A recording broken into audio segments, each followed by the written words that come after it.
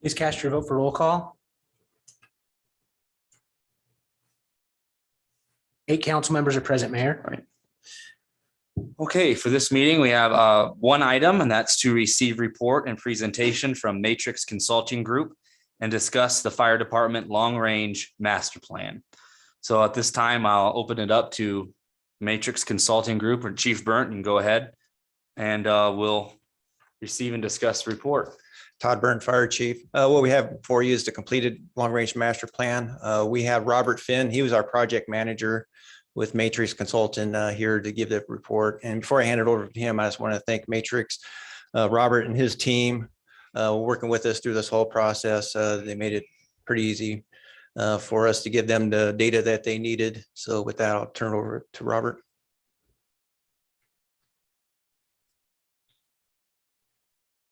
Good evening, Mr. Mayor, members of council. I'm Robert Finn, Senior Manager with Matrix Consulting Group. And as the chief said, I was the lead analyst for this project, along with the other members of the project team. I'd like to thank the chief and his staff and the other folks at the city that were instrumental in getting us the data that we needed to conduct the analysis to complete this project.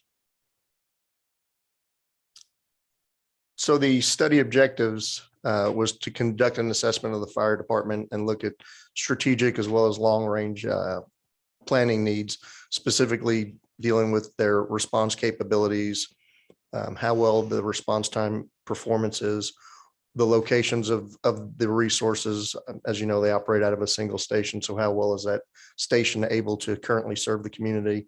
What resources they had available, and then the staffing and the manpower needs of the fire department. In terms of the methodological overview, we had extensive input at the outset of the study with one-on-one and group interviews with both city staff and fire department personnel. We held community meetings and town hall forums from the residents and business owners. And I think it's important to note that there was in those meetings very strong support for the fire department. The community expressed a great level of pride in the organization, the level of professionalism, and the services that are being provided by the personnel in the fire department. So the department does enjoy very strong community support.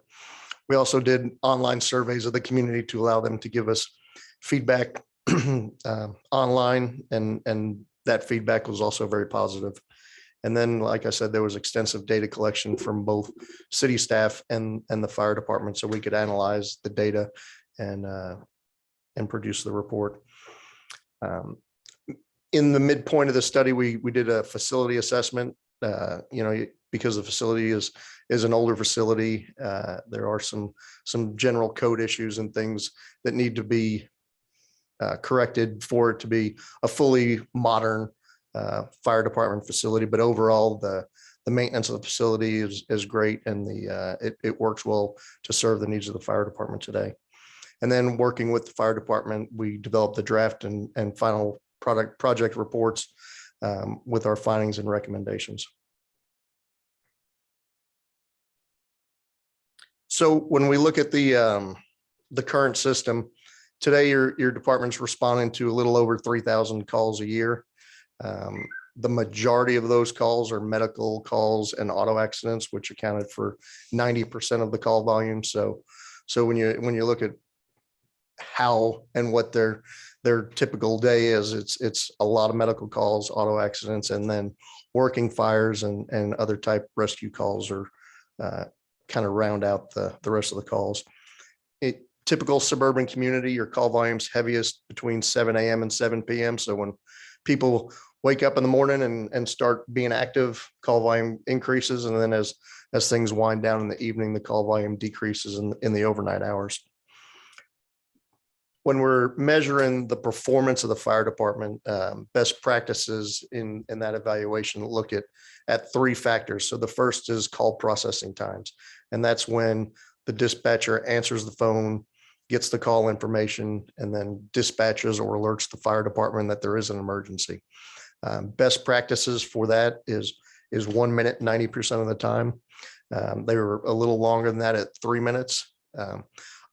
as a council, I wouldn't be concerned with that because it was not something that they were measuring. They didn't have performance goals established. So that's one of the later recommendations in the report, to establish those performance goals. And then you quickly start to see those times come down as people understand the importance of a fast turnaround in dispatch times. I can tell you at my organization, when I was chief and we first started measuring that, ours was closer to 4 minutes, and we were able to, within a year, to get it down to a minute. So it's an achievable standard, but it does take a little work by measuring it. Turnout times. So that's once the fire department is alerted until the personnel have donned their protective gear and the wheels on the apparatus are rolling.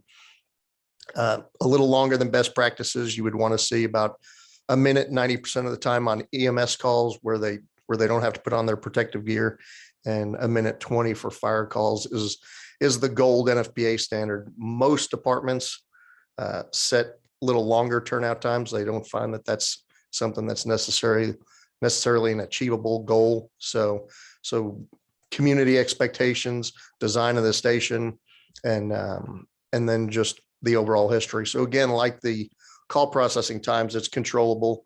They've instituted a pre-alert system in the fire station.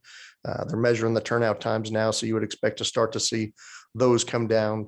Firefighters are a competitive group, so as they start reporting the performance by shift, that friendly competition of who can get out of the station the fastest is something that you would see improvements in that. The good news is your travel times are excellent. You're looking at 4 minutes and 40 seconds, 90% of the time. And in a little bit, we'll show a map that shows where the calls are in relation to the station. So today, your station's in an ideal location, which we'll show you in a little bit. There's no need to construct a second station.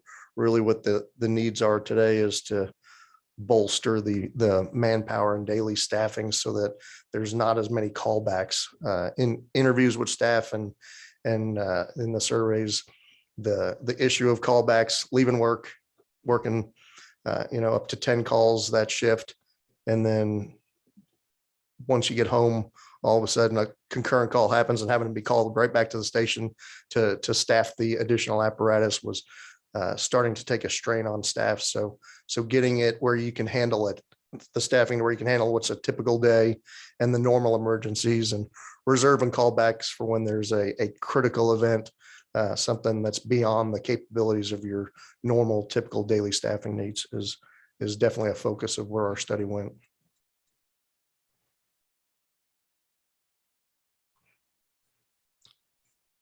So when you look at the call locations, again, you can see the fire station in the middle of that map, and then most of the calls are happening either just north or just south of the station with good north-south access.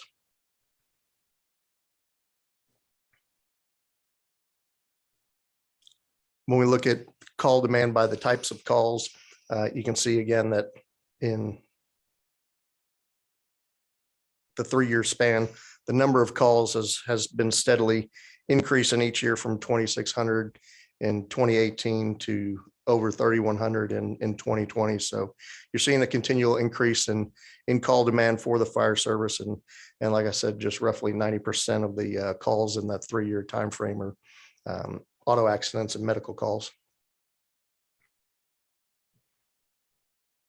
When you look at call demand by the hour a day, again, like I said earlier, you start to see, so green is the slower times, less demand, resources are available, and then yellow is when the calls are increasing, and red are those peak call times. So you can see that middle of the day during the work week is where the highest call volume is occurring.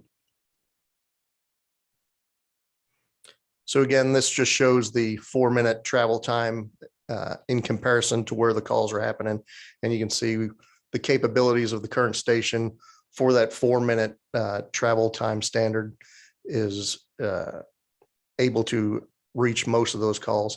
So NFPA, the National Fire Protection Association, standard 1710 sets a 4-minute travel time for an urban fire department. So anyone with a population density of over 2,000 per square mile. Most fire departments cannot meet that standard. That travel time standard is very high. So the fact that you're at 4 minutes and 40 seconds, if you were to poll just the average residents and say, how quickly would you expect them? For some reason, 5 minutes seems to roll off the tongue of most residents. Well, when I call, I'd hope they could get here in about 5 minutes. So again, that's something that the fire department will work with to develop what are the community expectations and those performance standards.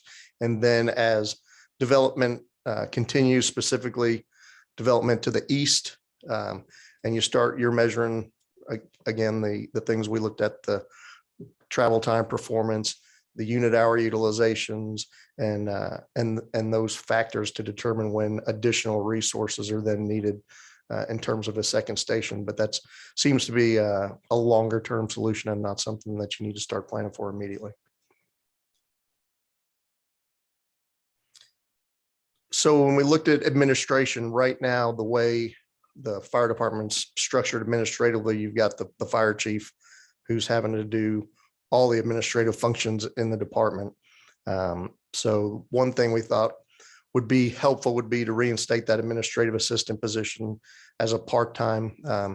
Apparently at one point it was a shared position with the police department, and things happened over time and they lost their administrative assistants. So that would be a good thing to help the chief, and especially in terms of general clerical type duties, which you're paying somebody a high salary to do tasks that are really capable of being done by someone at a lower pay grade. Looking at a formal succession plan for the department, developing that so that they can develop future leaders, and staff know that, one day if I want to be a driver operator, I need to take these classes. Captain, take these classes. Someday I want to be the chief, I need to obtain these kind of educational goals. So doing that formal succession plan so that the staff know how to move up and progress through the ranks. A mentoring program for both new employees and newly promoted officers to help them understand their roles and learn the job as they grow and progress in the agency.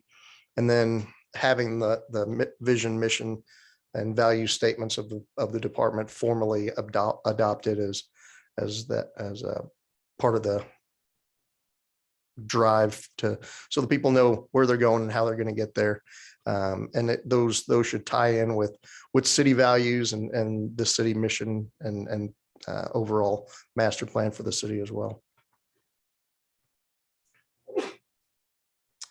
So when we looked at emergency operations, one thing that it was difficult to analyze based on the available data, but we thought was important is for the city to make sure and do a cost analysis of the services they're providing to Fremont Rural in terms of the ambulance services, and whether or not they're receiving a full payback. So depending on the payer mix and the costs, it may be costing the city more to staff the ambulance, provide those services, than you're actually recovering. So making sure that you're not offsetting and paying too much of the cost of delivery for those services, and that you're getting a fair thing back. It'll never be exactly 100%, but you want to be able to recoup as much as possible so that your taxpayers are not paying for a service for something outside the city.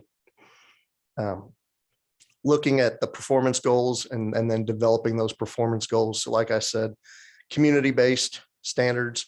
What does good look like in Fremont? It doesn't have to be the NFPA 1710, 4 minutes, 90% of the time, making sure whether it's 5 minutes or a 5 minute, 30-second travel time, and then using that to continue measurements so that when growth has happened, calls are moving in different areas, and you're going to have to staff up resources to be able to continue to meet that standard. Working with the communications center to improve their call processing time performance.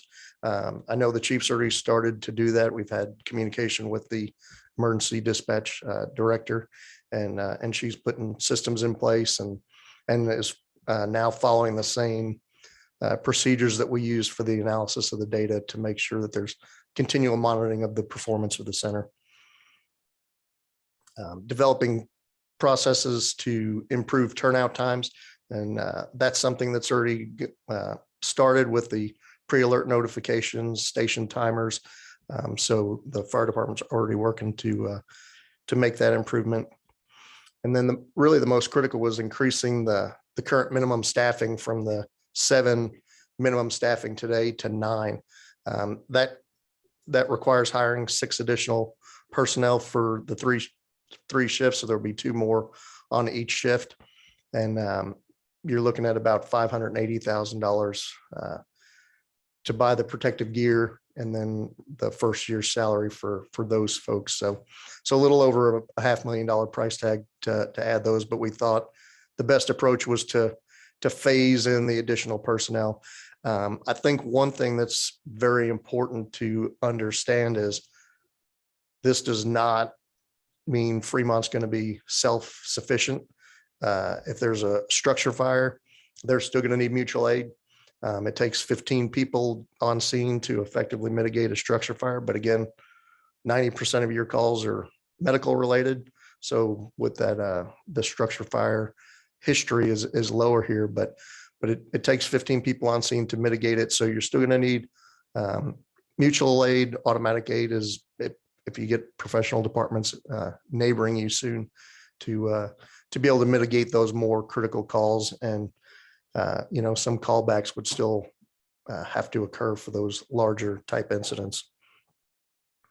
And then longer term monitoring the growth, particularly in the eastern portion of the city, watching call demand in that area, and then adding an additional station to the east side if at some point it warrants it. But today, again, that's not a critical need. When we look at the essential functions, again, like I said, the chief is the sole administrator, so there's no dedicated training function for the fire department. They use a combination of online and in-person training, but getting somebody focused on that, making sure that certifications are maintained, that there's a focus on those low frequency, high consequence events. So like I said, structure fires are not a daily event, but when they do happen, you need to be able to be trained and be quick and efficient and effective at handling them. So having somebody focused on ensuring the personnel are trained to handle those types of event are important.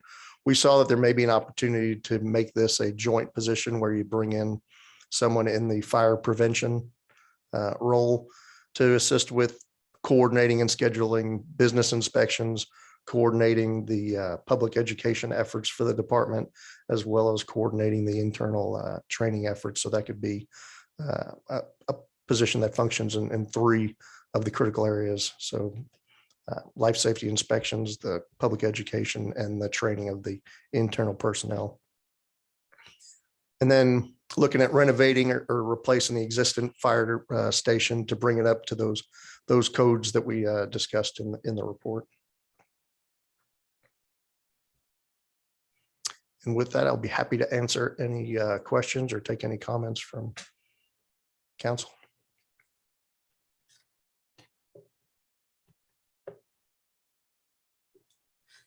Councilman Yerger. So with your overview here, your evaluation was only of the police department's operations itself. The communications department was not separately evaluated at the same time, even though they're an integral part to the front end of this. Is that correct? Yes, so we evaluated the fire department, and then we evaluated the performance of the dispatch center related to their services to the fire department, but did not. This was not a dispatch evaluation or a strategic plan for the dispatch center. Okay. And when you looked at the additional personnel requirements, you said moving to 9 versus the 7 that we have, which we have discussed at council before. When you look at shift load based on the timing of when the major events are, the shift assignments, did you look at whether or not there's any flexibility? Are they all working the same standard shifts, or because of the load in the center of the day, is there opportunity for looking at shift assignments that are different than normal? We talked about the idea or concept of single role paramedics to staff the second ambulance. And as we consulted and worked through it, there's two reasons we didn't go in that direction. One, the difficulty of hiring just paramedics in this area, and two was it would further deplete your ability for an effective response force. So they're on a call, and now you're left with people that are not trained to be firefighters, and you're still going to have to do callbacks to be able to staff up the engine companies to make sure you've got enough fire personnel. So it really wasn't going to fix the big issue with staffing. You know, something that you can look at further down the road as the system grows and expands. It's not an uncommon practice in fire departments to do those 12-hour shifts for single role paramedics, but it's it's less frequent than doing the 24-hour staffing.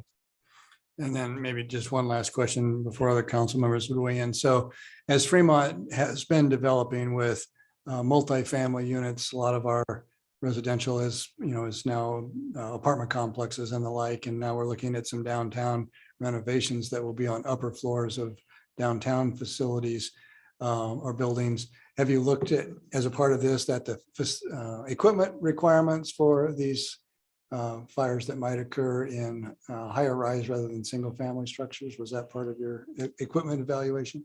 Yeah. So what you want to look at in terms of that is anytime you start to see structures over 35 feet in height, that's when you need ladder companies. So Insurance Services Organization standard, they use a 1.5 mile radius if you've got 3 or more 35-foot high structures being constructed in an area.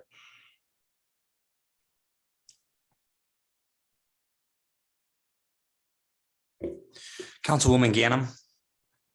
Councilman Yeager touched on some of my questions already that I had for you, but we also had a call variance too, where the majority of the calls come in during a certain time, 7 to 7, and then the rest of the time it's obviously fewer calls, but we have the same number of staff during the high call period as we do during the low call period.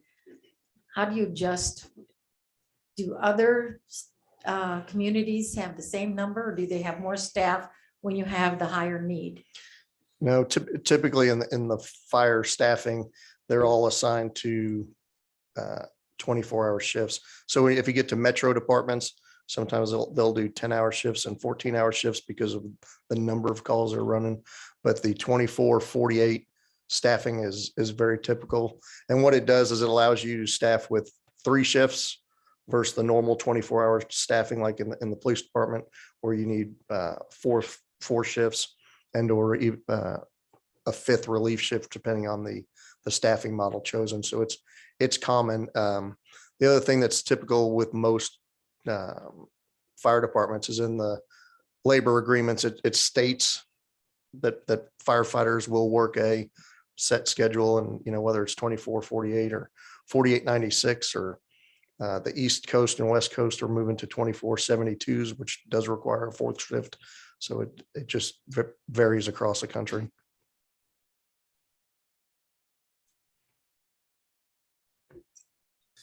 Councilman Vaughn. Just curious, in your experience, the additional 2 firefighters we're adding per shift or working towards, does that increase the amount of time for them to get out of the station and the overall response time? No, there's 2 things that you should notice, and one is that it should improve that, because now you're not dealing with the callback issue where people are having to drive back in to staff those additional resources. So you should see improvements in those areas. The travel time or response time, you won't notice a difference, because that's just a factor of time and distance where the call is in relation to whether they're in the station or out of the station. Will determine how long that call takes to travel to. Councilman Gibson. I have a question for the chief. You mentioned about the height. What's the height of our ladder truck? How high can it go in structure wise? 100 foot. Oh, 100 foot. Okay, so we're okay downtown with all of our tall Right. buildings. Okay, thank you.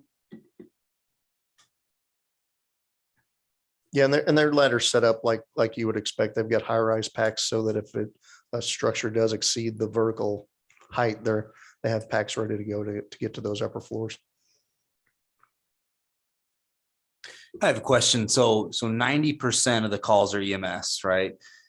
Did your study look at kind of what is the industry standard for how many guys you send firefighters to an EMS call, and what our department is doing, and I guess advise, how many do we need to be sending to an EMS call? So there's no set industry standard. There's been a move nationwide to go to 3-person staffing on an ambulance where you have a supervisor and then 2 paramedics, or 1 paramedic and 1 EMT. That's become the normal standard in states like Florida and California. The fact that they're using the quick response squad instead of sending a 3 or 4-person engine or truck company to assist the ambulance in every call is a best practice that's becoming more and more common in the industry. And then the next step would be if you look at something priority dispatch, where the dispatcher triages the call and determines, is this just the need for just an ambulance, or is this a need for the ambulance and additional resources, and implementing those types of procedures. The difficult thing then in the call processing, so there is no, if you're doing priority dispatch and they're triaging the call, there is no 60 seconds 90% of the time, because now they're going through the protocols to figure out exactly what the call is and how to best mitigate it.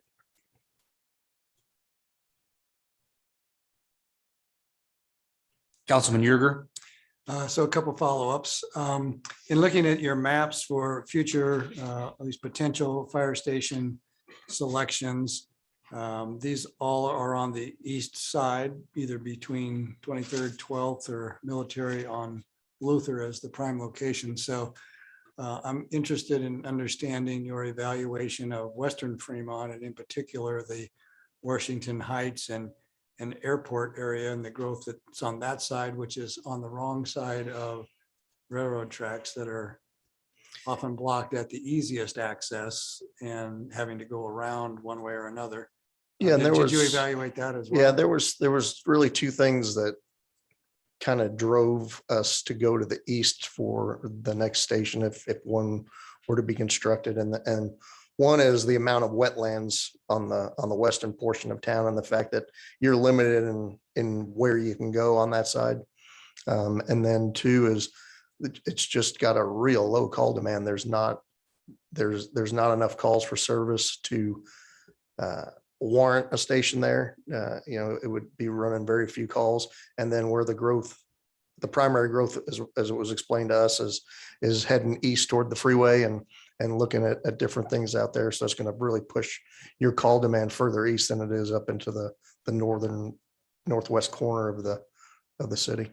And as a part of that, did you analyze also the routes taken by the fire department to access those areas as far as alternatives are concerned? I mean, I know they currently can cross at Military, they can cross at Linden, and they can cross at 23rd. And we've been looking at railroad crossing closures potentially along that route. And then there's always an alternative to go clear over the railroad tracks at around Judy Street and go west to enter those areas at what would be County Road T. Did your analysis take into account travel times to those locations? By We alternate routes? can look at alternate route travel times. So the way, and I'm not the GIS analyst, so excuse my ignorance on part of this, but the GIS software takes your current road network, the street center lines and the speed limits, and then builds these polygons for travel time performance based on that. So we would have to specifically say, okay, what does it look like if that road doesn't exist? And they would have to remove it from the equation to see then what it looks like. So it's something we can do. We've got in-house GIS, and I can easily do that if the chief would like it. And we can send other maps to show what it would look like at longer timeframes. Well, I know they're using some sort of capability to know when railroads or crossings are closed due to trains that are blocking. So they have that capability. I'm just looking for the maximum alternate opportunities to get to that part of town.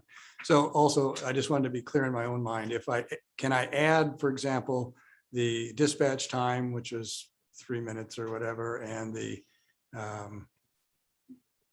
suit up call or whatever you labeled that, that's a couple minutes.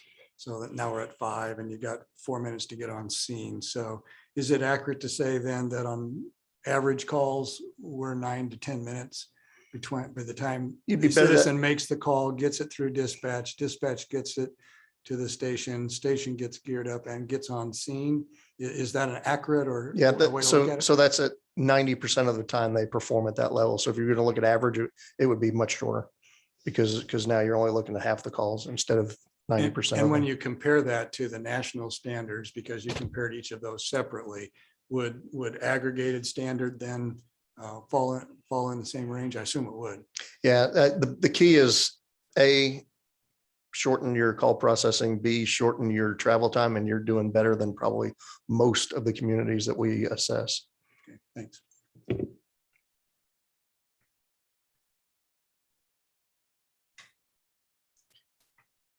Any other questions from council? Councilman Jensen? Yeah, I just had a quick question for the chief. As far as the Washington Heights area, is there a particular route that you follow now, or are you, what do you guys, Councilman Yeager suggested that, hey, if there's a train here, we'll go this way. If there's not a train here, we'll go another way. Yeah, pretty much at the fire station, our alarm desk, we have a computer monitor that has the software up there that's showing all the railroad crossings. So our guys have the capability of seeing the tracks before we go. Dispatch, they have the capabilities to let us know, because if we leave the station and all of a sudden it does get blocked, train starts moving through, dispatch has that ability to let the apparatus know if a train is coming. When we go to Milliken Park area, we'll take 23rd Street. Otherwise, we'll end up going around Judy Drive. I think so far this year, I think we had one incident where a train was blocked and we had to actually turn around and end up going around the Judy Drive.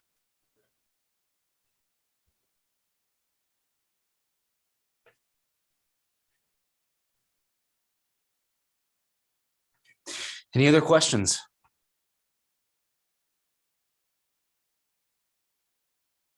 Okay, I want to thank Robert and Matrix Consulting for the work you did throughout this year. Thank you for the roadmap and the initiatives that, I hope Fremont, we as a council and myself can really look at for our fire department moving forward. I think you brought a lot of good information forward. And I think, part of the work that we did in the budget process was to make, 6 new firefighters happen. And so one of these initiatives seemed to be going in the right direction. And so, I'll just update in regards to the SAFER grants. We continue to work extremely hard on them. Just got an update last week from staff on just where we're at, and I continue to be on top of the SAFER grants. And I know that in regards to the unions also providing help as well. And so it's a collaborative effort that we are, right now in regards to our fire department. And I hope we, my goal as mayor is to continue to follow up on this plan and make sure we can, continue to improve the fire department and what's going on there. So I want to thank you very much, Robert, for your time and effort in this. Thank you. Mm-hmm. Any other questions from council? If not, I'd take a motion to adjourn.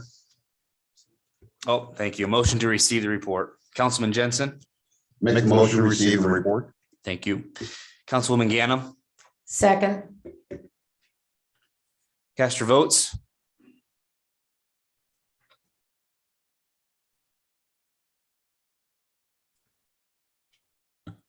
Motion carries 8-0, Mayor. Now I'd take a motion to adjourn. Councilman Gibson, So moved. Councilman Legband, I'll second that. cast your votes. Motion carries 8-0, Mayor. That special city council meeting is adjourned. We will reconvene for the regular city council meeting at 7 o'clock.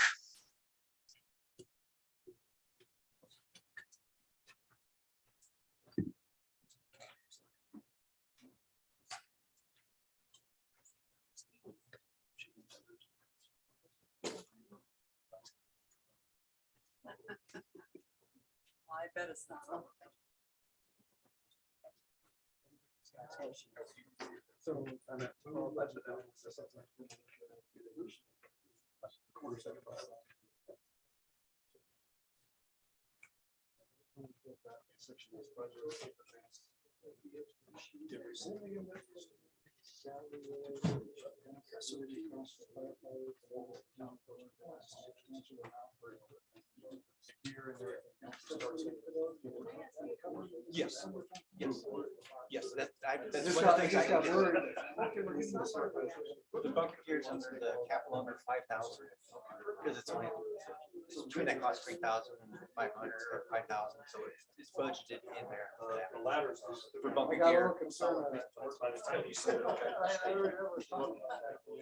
Yes, yes, that's, and like right now, we're working on equipment grant, AFG grant, assistant firefighter grant. So we're gonna be looking for about $180,000 worth of equipment, and some of that is radios.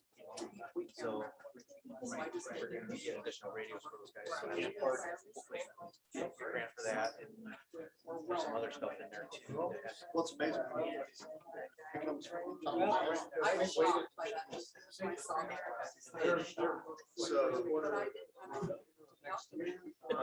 We just met with the grant writer on Friday.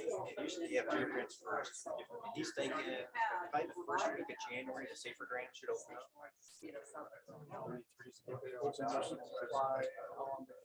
We all months before you get it. This is the grant. Oh, it won't, I find out that it's April. So we would know. Then we want to be accredited. We can find out as early as. So that was. As of right now. After the grant process, application process closes, then they evaluate it for a couple months. And it's usually April, May, they'll start awarding grants weekly. Every Friday, they'll send out so much $1 million worth of grants, and that goes through September. So we can find out as early as May, latest September 20th, is the last time. Tell him how it used to be. He said you should go have a cup of coffee with the mayor and explain what you're doing. So tell him how it used to be.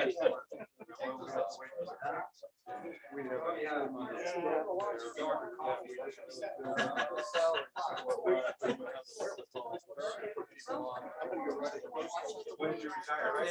And there's a time frame, from the time you award a grant, there's a certain time frame, you have to get those people hired. I think for some reason 90 days. Oh, yeah. Well, the time you, because you can't do any hiring until you get awarded the grant, then you can start, okay, post it. We'll probably post it for a month, so we can try to get the maximum number of people. You get a test, do a written test, interview test, interview, background check.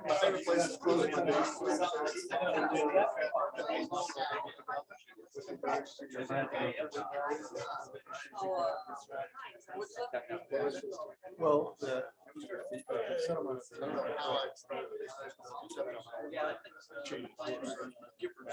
Because that gives you some additional assistance.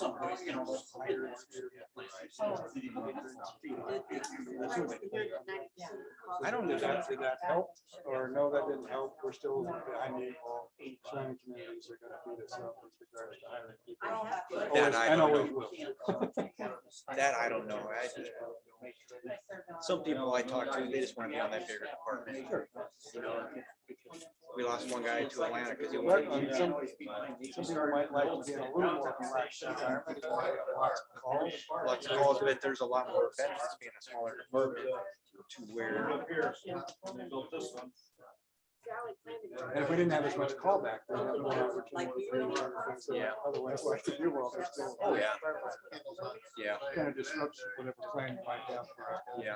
Second alternative. Is there anything If else? there is such a thing.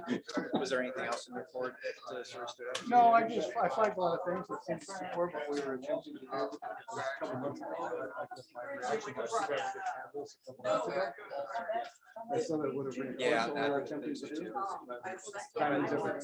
I know one of the probably the first things, we just worked on our mission statement, vision, and full core values and stuff. That's something I'll probably bring to council here next month or so. Can you call back the shares administrative position? Well, we actually do that now with the police. That helps with me I with thought they- payroll. Well, we used to have a administrative assistant up to about 2012. That was a full-time position. And then they were going to move her to the building inspection department.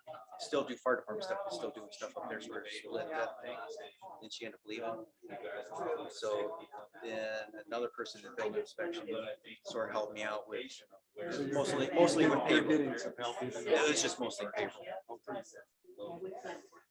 Okay. I do some processing of payroll, then I send a lot of stuff to her and she does the finalizing of the stuff.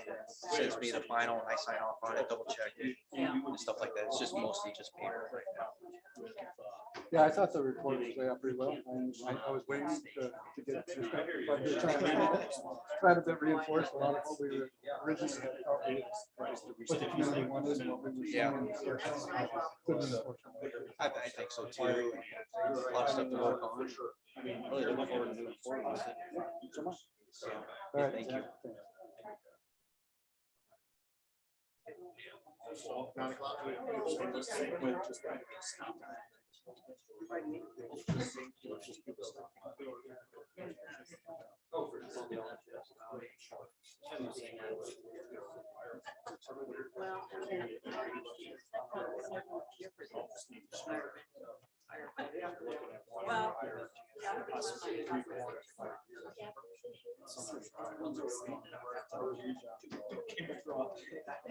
But isn't it something that myself started budgeting for?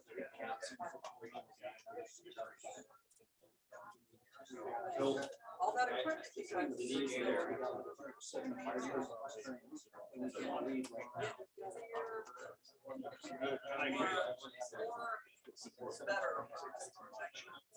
No. I was shocked. But when I went back and calculated. There's a lot of things that are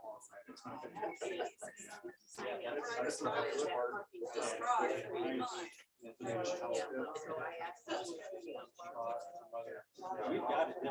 It's gonna happen. You can't put it.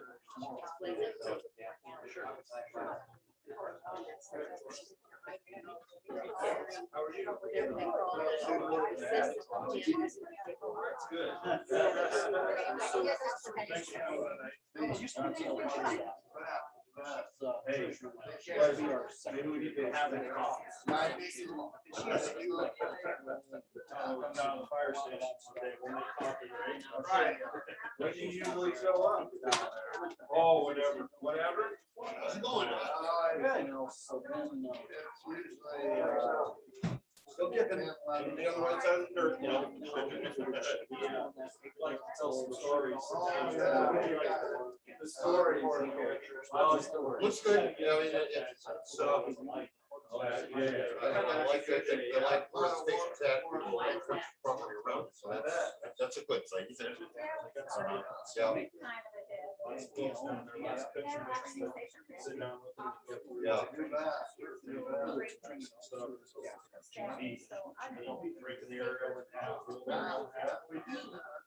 We did some inspection training.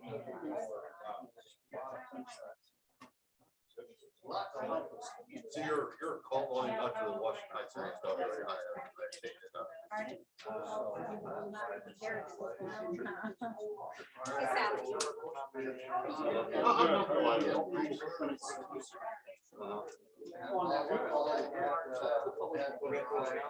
Oh, yeah. Oh, okay. Oh, well, it's because I see, yeah, I see. I guess rural, going out west from military, I live out west military. Yeah, west military all the time. Particularly in the summertime.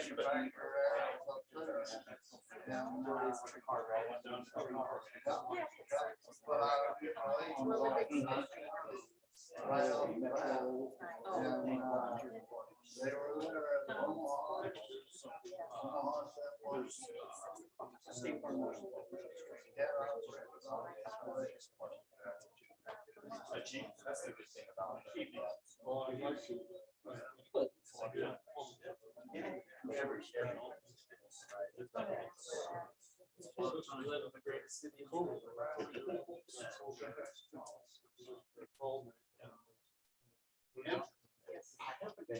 my car. If you want to do that now, while we have a couple minutes? Yeah, this is, right. Just to be legal, I don't need to be subject, there's two different conditions. Enact the statute, make penalties enactable under state and local law for use, possession, and acquisition of limited quantities of cannabis for medical purposes by qualified patient with a written recommendation from an healthcare practitioner and for caregivers to assist the qualified patient in those activities.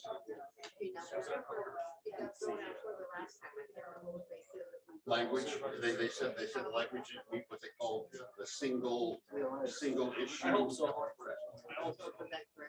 Well, that's why they've got. This was the next statute. Possession, manufacture, distribution, delivery, dispensing of cannabis by registered private entities. Nebraska Medical Cannabis Commission regulates cannabis. One removes the penalties for use for medical purposes, and the other one is establishing a regulatory. That's what, those were both in one, and that's what they said, no, you can't do that, that's what we're at. Keep going. But. I'm glad. Well, I appreciate you coming out. 9/21.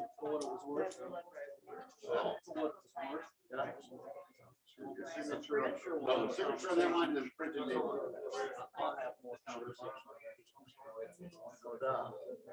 I think I'm about 4 weeks out before I can show it. They always sign. My next big one, well, yeah, the 29th, the 30th. You come to our house. Right. Basically just said. The one in Midland, they got 80 people signed up. Oh, really? But the baseball team got sponsored. So I think they might be doing some challenge. Oh, the middle base or the blue team or the? Oh. And I got one. Thursday, it's fire preparation. There's one on Saturday.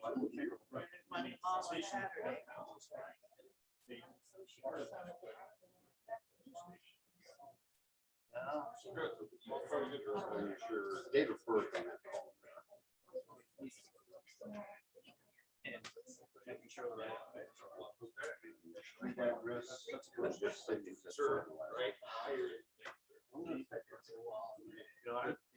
I'll let you go. I know you gotta. All right. Yes. Hey, let you go. Well, she's get out early. She's leaving. Oh, that'll be fun. Oh, I love such fun. Great, great place. Yeah. What's that? She stayed in another. Logan took off. Okay. Logan's down in Austin. It's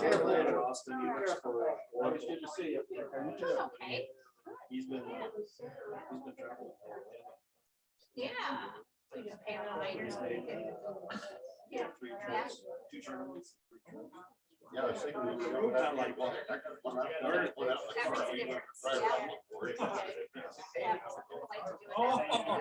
You're more necessary. Yeah.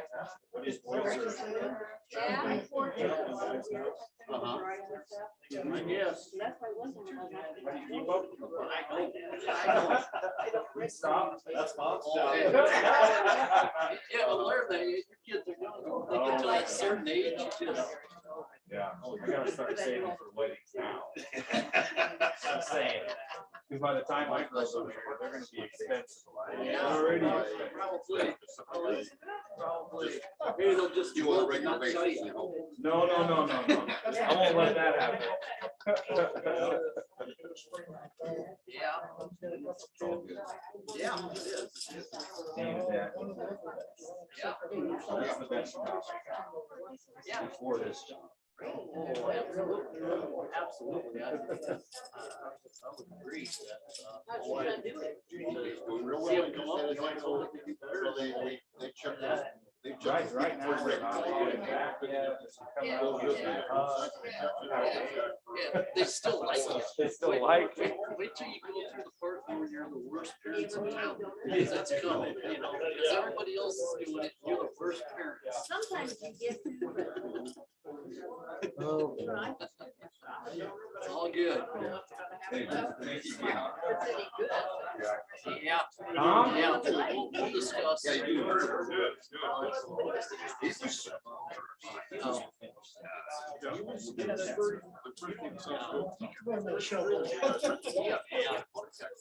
Good.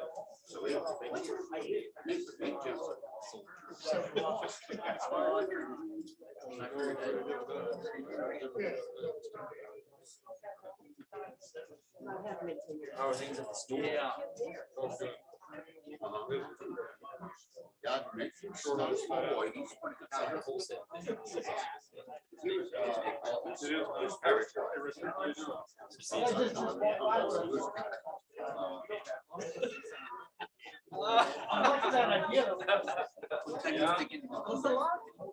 There it is.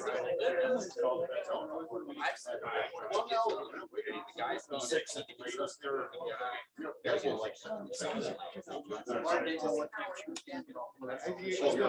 We talked about it, but actually walked about it. Actually, that's actually. So if he needs help getting something set up, maybe I'll write over with you and then she can come over.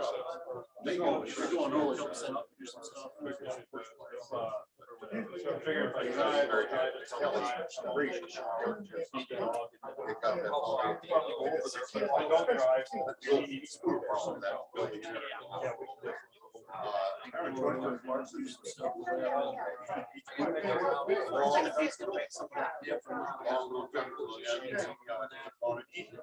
Whatever. His computer store that you got a crappy thing with the lines and all that. It's about the right amount of heat. That's what they do now. Thank you very much. So I'll let you know. I mean, if she's gonna knock you off for 5 years, that's what we can say. Or maybe I'll just go with you and she can drive over and then I'll have the full. We just want. Yeah, maybe I'll go with you.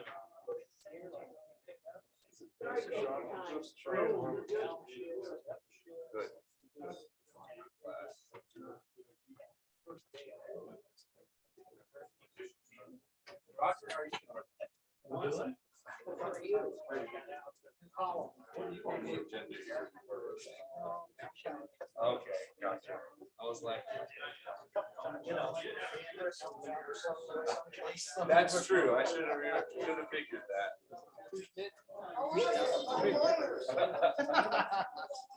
So do I have to be here to get you bailed out for doing something? I appreciate that.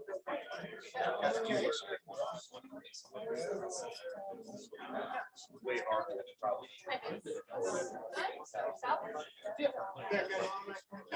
I listen. Hi, Howard. I'm sure I did anything about it. It's. No. And there's lots of reasons you would do that way, because what you thought was a single family person, then the next one could be rented out to more. I took the phone on earlier.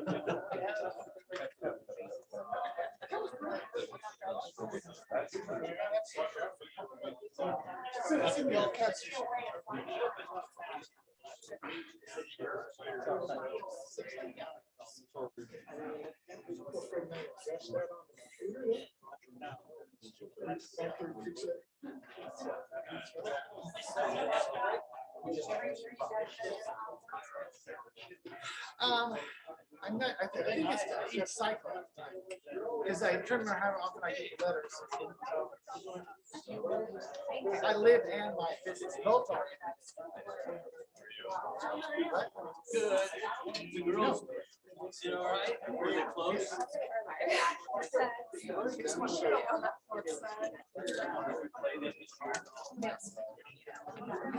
we have two extras.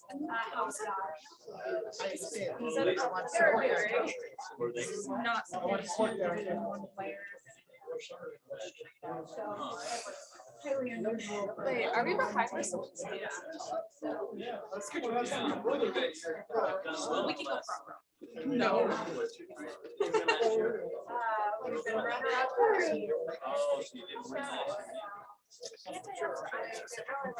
All by itself. So we only have one. I can see that one if you want to say the one that she. And you play Yeah, sure. Yeah, next year I think. There was one left. I thought it was the 13th. But you got an extra.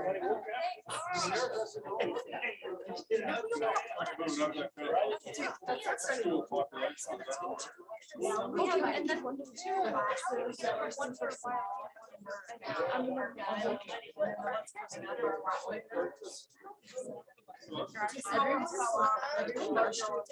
My thing is like I literally just because the only thing was this way and like you gotta be kidding me. Well, I'm seeing that. It's like, right, There's a possibility. I'm close to that Sunday. Yeah. And then I went on a past visit. Never thought it actually gets to that part. But actually, I can see it. So. I thought it was like rare, yeah, because I'm gonna like, I had that next quarter. And it's like, oh, what's the school there? Or for all the ins and outs of the service. I'm just gonna put this up so I didn't know if I wanted to. I should decide them out. I don't know. So you all good? Oh, no, I'm like skipping questions. Skipping. Yes. Thank you. That was the last.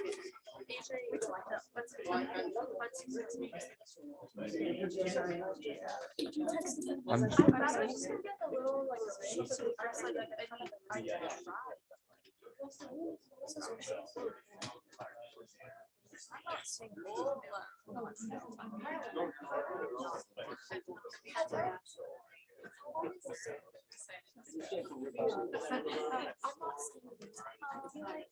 There's a 40-minute timer. Dude, that was their last. I mean, last time. I know, but do they use this? That's why I didn't want to say the time. I wonder if there's a break in between like talking points or something. I can't even see. Oh, I guess it's like the webinar.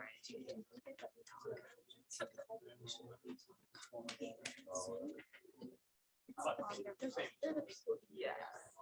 It's like, it's if you want to watch it online. Personal lesson really.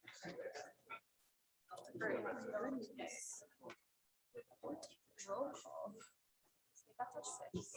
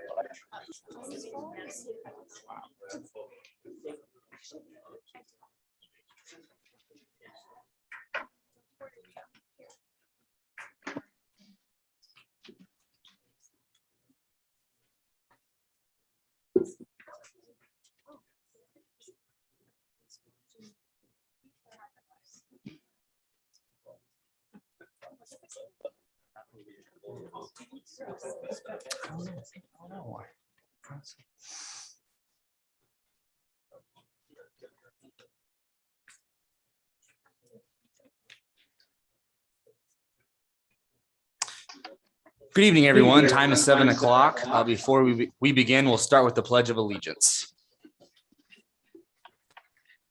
I pledge allegiance to the flag of the United States of America and to the republic for which it stands, one nation under God, indivisible, with liberty and justice for all. I will open up the city council regular meeting. Time is 7 o'clock. The Opens Meeting Act is posted on the rear wall next to the agendas. This time we'll have roll call. Please vote for roll call. 8 council members are present, Mayor. Thank you. Next is mayor's comments. I do have a few things to talk about tonight. Don't have any prepared remarks, but just some things I'd like to just address to the community and to the city council. First of all, I had the pleasure last night of sitting in on a joint meeting between the Parks and Recreation Board as well as the Library Board. And one thing I'd like to mention is we have 17 boards in the city. It's a lot of boards, a lot of volunteers. And, it takes all those boards and we value their, thoughts as we go through this process. And all of them are again, our volunteers. And I want to thank all of the people that serve on our boards, from the Planning Commission to UIB, to Library, to Parks and Rec, to Board of Adjustment, to their airport advisory, to there's a lot of people that make the city happen. And all those folks are appointed, most of them are appointed by the mayor and approved by city council. And last night I helped lead the meeting between the Library Board and the Parks Board in regards to a concern the Parks and Rec Board had in moving the library in the relocation. And as mayor, it was great to see 2 boards, maybe with differing opinions, be able to sit together, be able to dialogue, be able to talk to each other, to be able to understand what's going on, not only in the library, but also in the Parks and Rec department. And for me, it was really just a special meeting, as in both boards were able to, see a way forward together.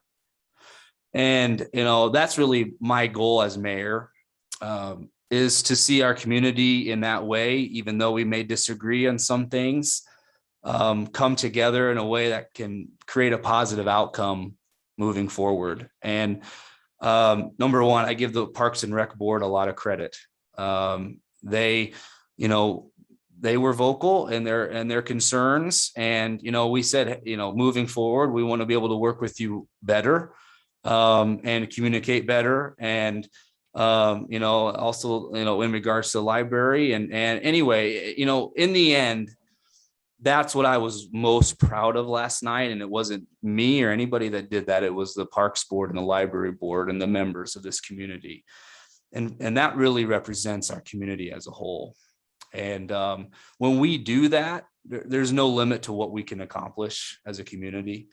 And so again, thank the Parks and Rec Board and the Library Board for the meeting last night. The next thing would be in regards to, as we look forward in regards to city administration and the structure of our city.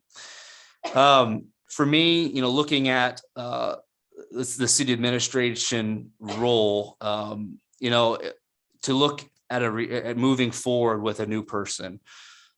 Number one, it's going to be extremely hard to find someone with a utility background and a city background to be able to do both of those jobs as one. Our pool of candidates would not be very big at all. It would be, it would be very, very difficult to move in that direction. And that is why I am committed. I've already worked with members of this council as well as staff in regards to splitting up the roles in our administration and having a utility GM as well as a city administrator moving forward. In regards to that, we will be having a special meeting next Tuesday that will be at 6 o'clock. here. Well, we will be discussing moving forward. I would challenge council in regards to, at this point, my hands are tied in trying to go out and find the people we need at this point.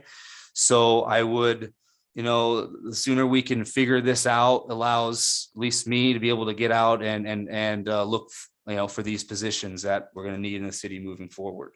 So that is the direction I'm going. And next Tuesday will be a meeting to discuss that, as well as Councilwoman Ganem will have someone here in regards to a creative districts, and we'll be talking about the benefits of Fremont possibly starting a creative district and looking at the, what those are, and we'll have an expert here in regards to that. So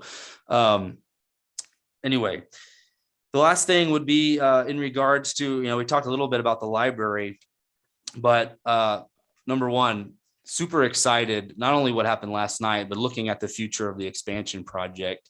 And I know I mentioned this last week, our last meeting as well, but our library director, our steering committee, those that have worked extremely hard to raise the money to be able to get this project going, with the bond issue at $2 million, a $9.4 million budget, there is a big gap that needed to be reached for this project to happen.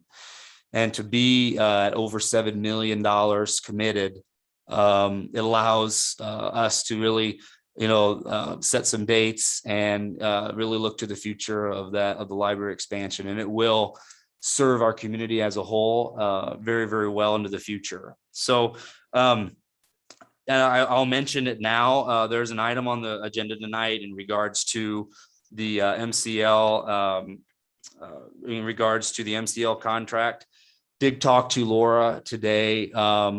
What we would like to do in regards to update council on everything that's gone on, instead of just having one item on tonight, we want to give you a full picture of the library expansion project. So the recommendation was just to continue that item to next week. And so what we're planning on doing is having a study session November 30th at 6 o'clock, between 6 and 6:30, to really give you as a council a comprehensive look at the library expansion and allow our library director, steering committee, myself, Tetrad, which is our owner's rep, be able to come in. And we felt that would better serve you as a council moving forward to understand those things. Right. So that concludes my comments. So moving on to item 1 is a motion to adopt the current agenda for the November 9th, 2021 regular meeting. Are there any changes to the agenda? The first I would say would be to, like I mentioned in my comments, continue item 23. Are there any other items?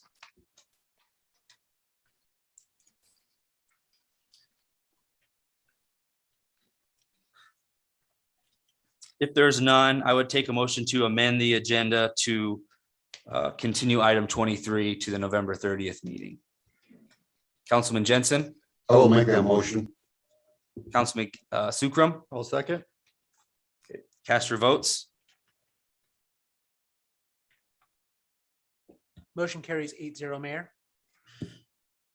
Take a motion to approve the agenda as amended. Councilman Gibson, So moved. Councilman Legman, I'll second that.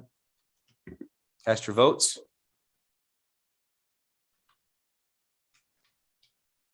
Motion carries 8-0, Mayor. Moving on to public hearings, item 2, ordinance 5588 to modify and continue business improvement district number 1 in the downtown. This is a public hearing only tonight. And to do our report would be Tom Code, the chairman of the BID.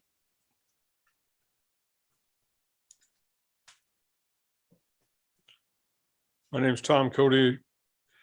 My address is 2526 County Road 11 here in Fremont. On a little background, on November 8th of 2016, the first BID was approved by the city council for 5 years. And we're up for renewal for another 5 years. And I proposed the budget of $66,000. And I thought we'd just take a couple minutes and run through some detail on that budget. Right now with the current, with the 2020 values of the buildings inside the district, it would be roughly 0.2% is what the tax rate would be, or the levy would be. And so on $100,000 building, that'd be $200. At Lou's Sporting Goods, during the DID, which was what the Downtown Improvement District was prior to it being a BID, a Business Improvement District, we were billed $500. And under the current BID, we're billed $350. So it's actually less for us under the BID. The goal of BID is to build a vibrant shopping and dining entertainment district. If all the businesses contribute a small amount of money, we can make big long-term difference in downtown. $66,000 is only seed money for projects that need to be downtown. And one thing that we've learned over the last 5 years is cooperation with partners between the BID, Main Street, the CVB, Convention and Visitors Bureau, the Chamber of Commerce, the Keep Fremont Beautiful are just a few of those. And then with the city's help, we've been able to move forward. And the other thing is that we've got some really good people on that board, and it's a diversified group of people. And most of you know who they are, whether you know they're on the council or not, or whether you know that they're on the board or not. But Ginger Rosenthal from the Blue Bottle is on the board. Roxy Crackle from the LA Fire Door Restaurant Bar, and also the Credit Bureau. Vince O'Connor from Yankee Peddler. Howard Krasny from Krasny Home Furnishing. Kevin Main, who's a property owner, former part owner of the quilt shop downtown. Brendan Murray is with Murray Management. Richard Register is an attorney. Jerry Johnson is a property owner now. He did own the Johnson Apartments downtown. Bill Parks from Fremont Glass, and JJ Bixby from Financial Services. So we've got a group of small business people and large business people on the board, and I'm just telling you that they do a good job of making decisions as we move forward. I just want to run through the budget quickly here. There's only 8 items on the budget, just so you have a concept of where the $66,000 will be spent each year for 5 years. The maintenance goes without saying. It's to take care of the green spaces on the parking lots that we have now. The replacing mulch this year, we went through and took out all the mulch out of the Elgin Fritz lot and put in rock and put in new grass and some more decorative plants is just one of the projects. But under maintenance, we replaced all of the parking lot signs that had designate who the namesakes that belong to those parking lots. The one down on Second and Park Street is the Elgin Fritz lots, for instance. We replaced all those signs under the maintenance. deals. They were falling apart and needed repair. The flags and putting up Christmas decorations, we reimbursed the city for their labor, and we've got an agreement with them to do it for $225 per visit. And we can't do that any cheaper than working with the city. And they do that about 12 times a year. The purchase of Christmas decorations, we only have $5,000 in that budget a year. And it's really maintenance for the Christmas decorations we have. Obviously, you can't hang $100,000 worth of Christmas decorations up and not have any maintenance money on them, because you're going to lose some of those to weather and other issues. And so we have to have something budgeted to maintain that Christmas look. As far as staff is concerned, we have $15,000 a year budgeted for staff. And we've partnered with Main Street to look into hiring a staff person. And it only gives BID about 10 to 12 hours a week at max. But to have a quality person who can help us through these budgets, we've got a great board, but they're all busy running their businesses, and we have to have a little staff assistance to get through the projects. There's a lot of details in the larger projects. The office rent is $2,400 a year. And that's in the Blue Bottle next to Main Street and the Convention and Visitors Bureau. Future projects, we have $8,000 in that. And we have a long list of projects that we would like to do. We can't do anything until we know where the money's coming from. And there again, it really takes a partnership. It's just seed money to start the projects. The $8,000 in future projects doesn't go very far. So we have to write for grants, and Main Street being a 503C can write for grants that the BID can't write for. The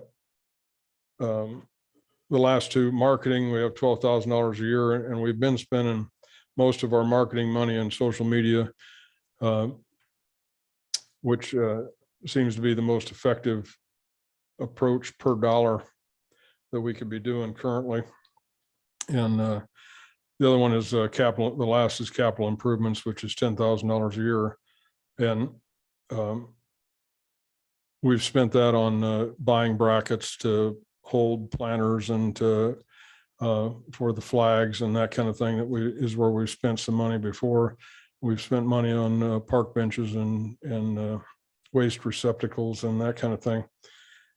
And that's where we'll continue to put some money, but we do have that capital improvements project so that we can put that together with other money from other groups and complete a project.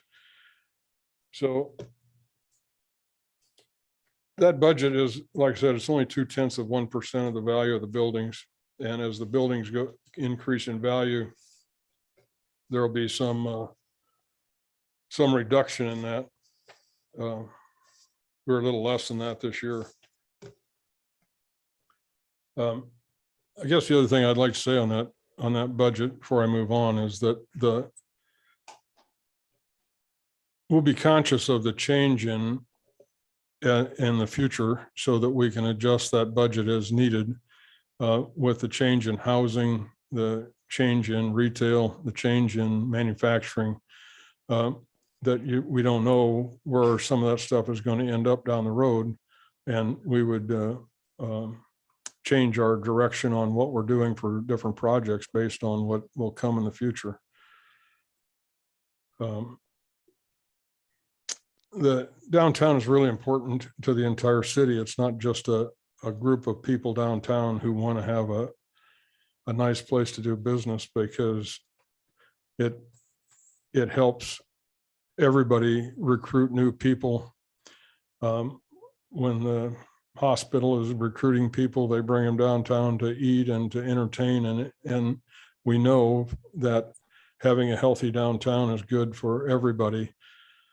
And we'd like to continue to develop a healthy, vibrant shopping, dining and entertainment district.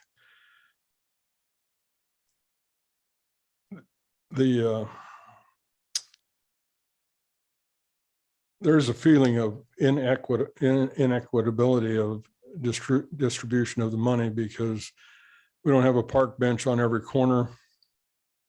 And we're actually looking at expanding that part of our floor plan, but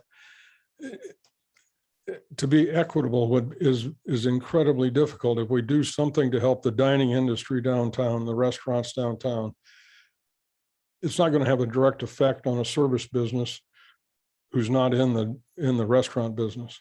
But having good restaurants downtown helps businesses entertain their clients, take their staff out, use them as recruiting to take somebody out to eat if they're looking at joining your business, or just simply to go out and eat dinner at a nice place and have a variety of restaurants.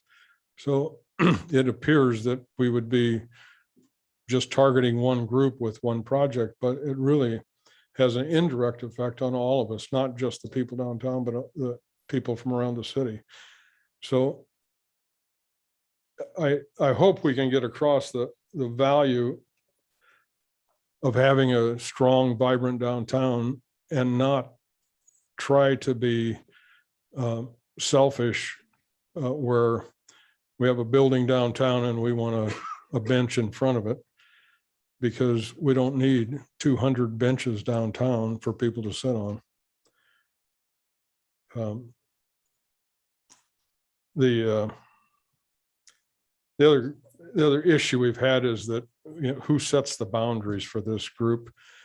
The boundaries were set in the 70s under the DID, and that group of people it's the same boundaries. And so the people who are in that district collected enough money and put together grant money to build a 2-story parking lot across from the courthouse.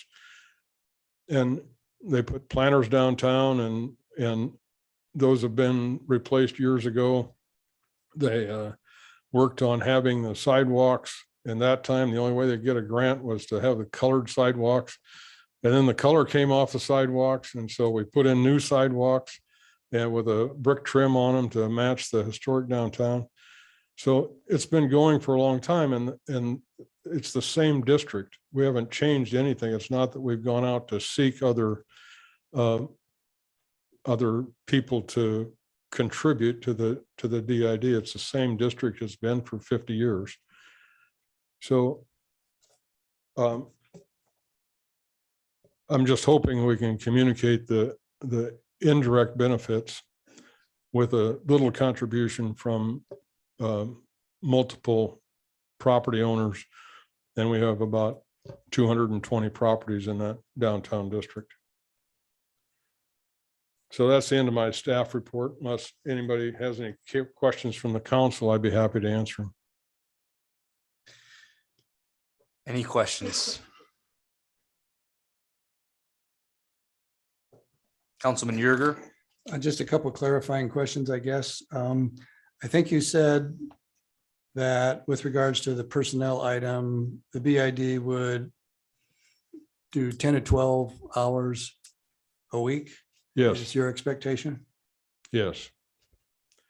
The way that works is that we'll probably have more than 10 or 12 hours some weeks, and we'll have less than 10 or 12 hours, but that's what we would plan on averaging, is 10 or 12 hours a week. The reason I asked that is it looks like on your budget, you're paying for half the position, but only getting 25% of the benefit. No, we have Main Street has 15,000 in their budget. We have 15,000 in our budget. And if we pay 23.71, I think is the number per hour, it'll come up to that 30,000 number. Well, I guess, let me ask it a different way. Is the person a full-time person for both the Main Street and the BID, or are they a part-time person? They're working 40 hours a week? Part-time person. part-time person, so they're only Going to working work 25 hours a week. 25 hours a week. Thank you. Yep. And then with regards to the future planning items, Let me just say that they will be an employee of Main Street as far as payroll is concerned. But BID will supervise the 20 hours a week. and in regard to the other items that you covered briefly with regards to future projects or marketing or capital improvements, and yeah, I see the amounts on there and you've generally explained what they might encompass. Is there a layer of the onion below that that the board has specifically looked at? What future projects they might want to be doing, or the capital improvement projects that they might want to do? Or are these so general as to not have any specificity underlying them? Well, we've had a lot of suggestions on what we could do. We don't have anything planned at this point in time. We know that there's a strong interest in having call it a green space, whether it would have grass in it or not. We have a strong interest in having that downtown. We don't have any money set aside for it. We haven't written for any grants because we don't have a good plan on that yet, but Okay. we're trying to develop that. Then my last question is, you indicated that the parking garage across from the courthouse was a result of the DID's work. Is that Yes, that's correct. Do you recall what that parking garage cost by any chance? I don't have any I idea. assume it wasn't cheap.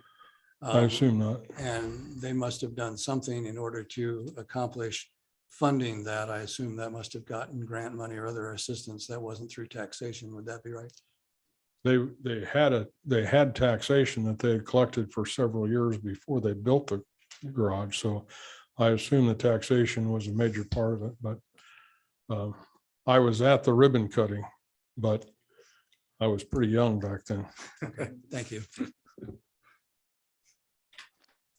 Any other questions for Tom?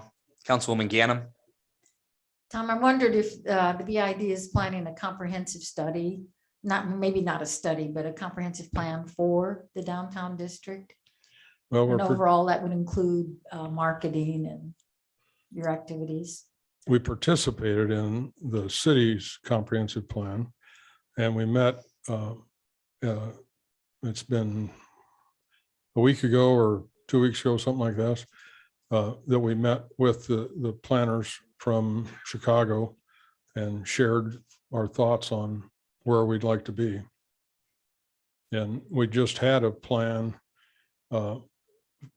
when they had developers come in for the 505, and we had a comprehensive plan done at that time.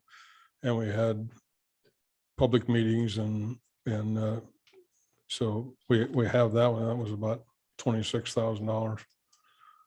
So we've been doing those things and participating in what the city's done. Councilman Ellis? So Tom, I've been involved in the BID. You know, I'm a business owner, building owner. So I've got a lot invested in downtown. I probably want downtown to be as vibrant as anybody. First of all, the BID map, it's changed quite a bit. I mean, even the new BID that's being presented to us tonight has got changes added to it. As far as, from my understanding, it just appears that there are some blocks that have been changed. Is the Tribune building been part of the BID, and it's not? It has not been. Never been part of it? It was zoned light industrial, I think, and it didn't qualify to be in the So district. you're saying there's no changes at all within the zoning? None that I'm aware of. We're using exactly the same map that we've used. Okay, that's something we as a council need to look at, because there's a block 110 that's in some of them and not in some of them. Block 110 is a complete residential block. And so I'm just wondering, has that always been there? It really doesn't matter, because, I mean, if they're in it or they're not, because if it's residential, single family dwelling, they don't pay any of the tax. Well, it is. Then the rest of us pay more because they're exempt. And so you've got a lot of people that are exempt that are in this area. And then you start exempting people out of this area, it causes the people that are left to pay more. Is that correct? Yes. Okay, so that's my concern is we've got a lot of residential in here and every spring we go through that routine of going through who gets exempt, who doesn't. And every time we cut someone out, the price goes up for everyone else. So that's a concern of mine is we've got residential in here. And I don't mind if it's occupant residential, but if it's rental residential, that's a business and it's making money and they should probably be paying the tax and they should not get exempt. The other frustrations I've had with downtown is I firmly believe, I felt that that our downtown has been neglected by our city, that for us as a BID to be worried about weeds in a parking lot is ridiculous. that the city will send the Parks and Rec crew out to Johnson Lake to manicure that place, but they won't send them into downtown to pick weeds. That our BID is spending time and effort talking about the weeds in this lot and the weeds in that lot. We should not be as business owners worried about such minute issues. That should be a level taken care of by the city. And so that gets me to the bigger picture of our downtown has really been neglected by this city for some time. I'm thinking the last decade or so, there's not been a dime invested in our downtown. And I, for one, have been fighting that. They've been wanting to move our police station out to the north side of town, but I've been fighting to say, look, invest money into our downtown, keep the police station there, put $8-9 million into a police station. That lets people know that we are invested in our city. So I'm for the BID, but what I'm not for is the BID running this thing on their own, because there is no way this little nugget that we're putting together is going to make any impact. And I think the last 5 years shows that there's not been a major impact by the BID. Yeah, you got some great Christmas decorations, I give it to you there, but there hasn't been a tide change in downtown in a long time. And I don't believe funding the BID like we're doing right now is going to change anything. I truly believe that if your plan's not working, then you need to change and get a different plan. And that's what I think we as a city council need to be looking at is what do we have to do? What new plan can we come up with to help downtown succeed? I would say that we should have put money from our budget into downtown so that there could have offload some of the stuff the BID is doing and let the BID concentrate on bigger projects that are going to make a difference. So the BID, like I said, it works in areas, but I think we've got such a large area here that we're trying to pull because we need money. And I think that's the wrong way to do it. I think we as a city need to look at other ways of raising money for the historic district. Is there, can we take the example from the mall? They have a 1/2-cent sales tax that was added to any business in the mall and place that money back in the mall. Could we do that same thing with the historic district and spend the money just in the historic district? That way the people on the outside skirts don't have to feel like they have to get something. Your logic stated that you're worried about somebody on the outskirts, they need to pay their fair share. Well, what about other companies? What about the hospital or other companies, the manufacturing companies downtown? They rely on a vibrant downtown, and that's going to help them recruit, but they're not paying. It's the auto service store that's trying to barely keep their doors open that are being forced to pay this BID tax. So I believe that the BID can work. The model, the framework that we have is not working. And I believe we as a council need to come up with a better solution to help our downtown become the vibrant downtown, the destination that we all want. But right now our plan isn't working. And I think we need to change our plan dramatically. Well, obviously we disagree on that, but I appreciate your comments. Councilman Legban. Yeah, I just want to thank the BID for presenting this to us. And it is going to take a group effort from a lot of us to help build downtown. And I think we have a good start right now. I think you're in the right track. And it is going to take a lot of people to work together to make it downtown grow. And I think we're going in the right direction. So thank you. Thank you. Thank you, Tom. Yeah. I will now open the public hearing on ordinance 5588.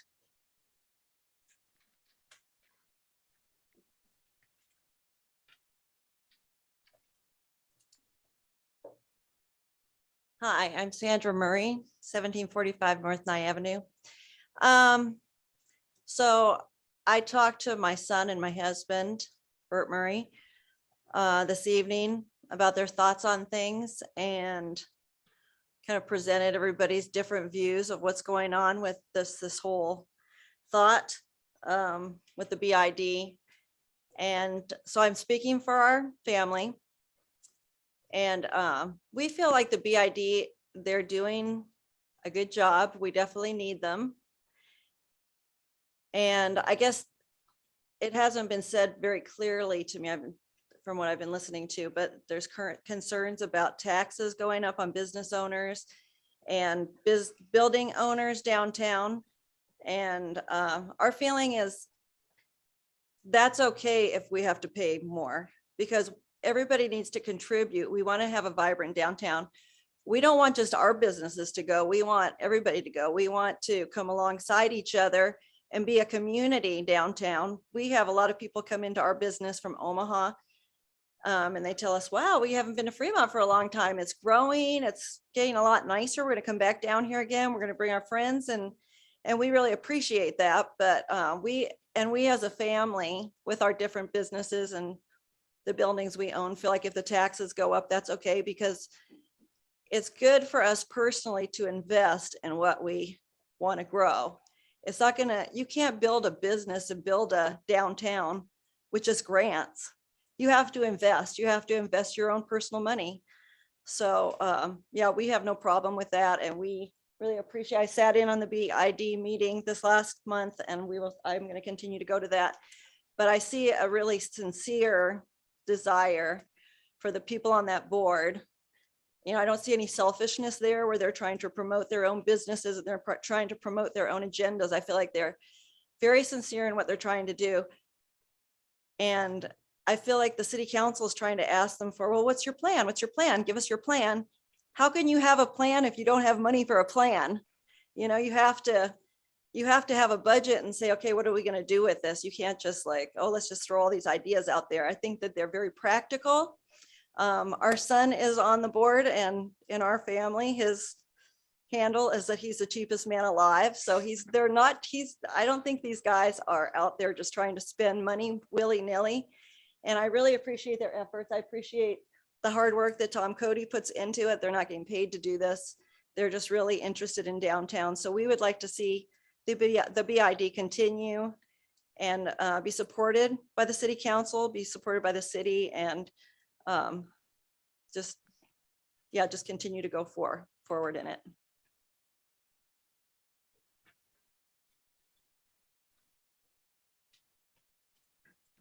Please state your name and address. I'm Larry Marvin, 635 North Main Street. I support the BID, but at $15,000. I want more action, and it doesn't cost us really any money to come here except maybe $1 worth of gas to come here and talk to you for free. And so I don't hear my BID talking to what they're going to be doing for you. And I just wanted to throw out something that I've shared with you in different manners, but I am not Jewish, and this is not Nazi Germany, where you take my rights away from me. Before the Fremont City Council took the parking away on Military Avenue. That was before probably any of you were ever on.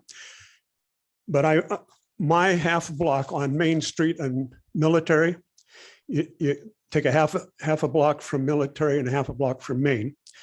This one block, there's my building, the Eagles, Imprint Design, and then Ivan Payton's duplex or apartment or fourplex or whatever you want to call it there on the site. Now, when I bought my building in '76, Fremont Sanitation had that complex that Isaac Newton has. And you could pull right up at the front door, and there were 4 parking stalls along Military where you could just pull up there, go in and take care of your business and go on about it. And you, the council, have taken that. You've consecrated it. We call it by fiat, by pushing your button. You dictatorially deprived my neighborhood of those 4 and the 4 across the street. And you did that about 28 parking stalls in my neighborhood along Military. Now, my building, you can have about 200 people in it. The Eagles Club, you can have about 300 people in it. And the design, you have 3 workers and a couple of customers, you have 5 people. Isaac Payton, you've got 5 or 8 people, whatever amount that he has there. So out of 510 people, if you come down, we have no parking along the north on Military. On Main Street, you have 2 in front of the Eagles and 2 in front of me. And there's the big curly Q island there. So that takes up most of the design's area in front of their building. Now they have green grass on the north side there where you could put 2 parking stalls to replace what you confiscated. And it's too dangerous, you say. So I've told you about that. But anyway, that's the thing. And I went to the meeting a couple of weeks ago on the comprehensive plan. And like Glenn said, you keep showing us different maps. The maps that we had at that meeting was not the BID map. And so you just, well, it's okay, just accept it. So we're just supposed to accept you people. And why can't you have a real map? You know, and so I marked on there because I think that the courthouse downtown and the post office brings traffic downtown. And over at the courthouse, we've got plenty of parking now, but over to the post office, we don't. And the Bill Rohn, Attorney Bill Rohn, he used to be in my building, and he's deceased, and I think his wife's deceased, in that red building on the corner of D and 6th Street. I think you should get a grant, tear that down and make the west half of it in downtown parking, and the east half reserve it for the post office expansion or whatever, you know, to keep them downtown. So there needs to be some incentives, and this is something that I think the BID should be harassing you on, or politicking or lobbying with you to get you to buy that building and make it into parking lot right now. So it could help our neighborhood, because like I said, my neighborhood of 510 people, we have 4 parking stalls. So thank you for confiscating it and not replacing it. And I went to this comprehensive meeting and I brought it up about parking, and they said, we don't need parking downtown. So we have some people that are close to the big parking lots and they don't need it. But I'm telling you, I need it for my tenants, because without tenants, I'm not without. And I'll tell you a business secret. Only 8.3% of my building is bringing income. You have taken the parking away, and my customers can't stay in business. They starve out. That's time. Okay, thank you.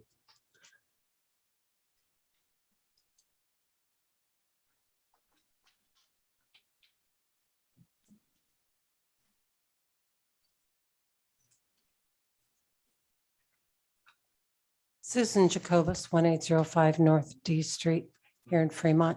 Comment was made about the map. It has indeed changed from the time this was first presented. Block 110 was added, and then part of the block that's 205 was eliminated. So I'm not sure what the difference is between the last time you guys were presented your documents and tonight's. So there has been a change, because I am a paper nightmare and I retain the copy. That said, I also believe there is a vital importance to BID.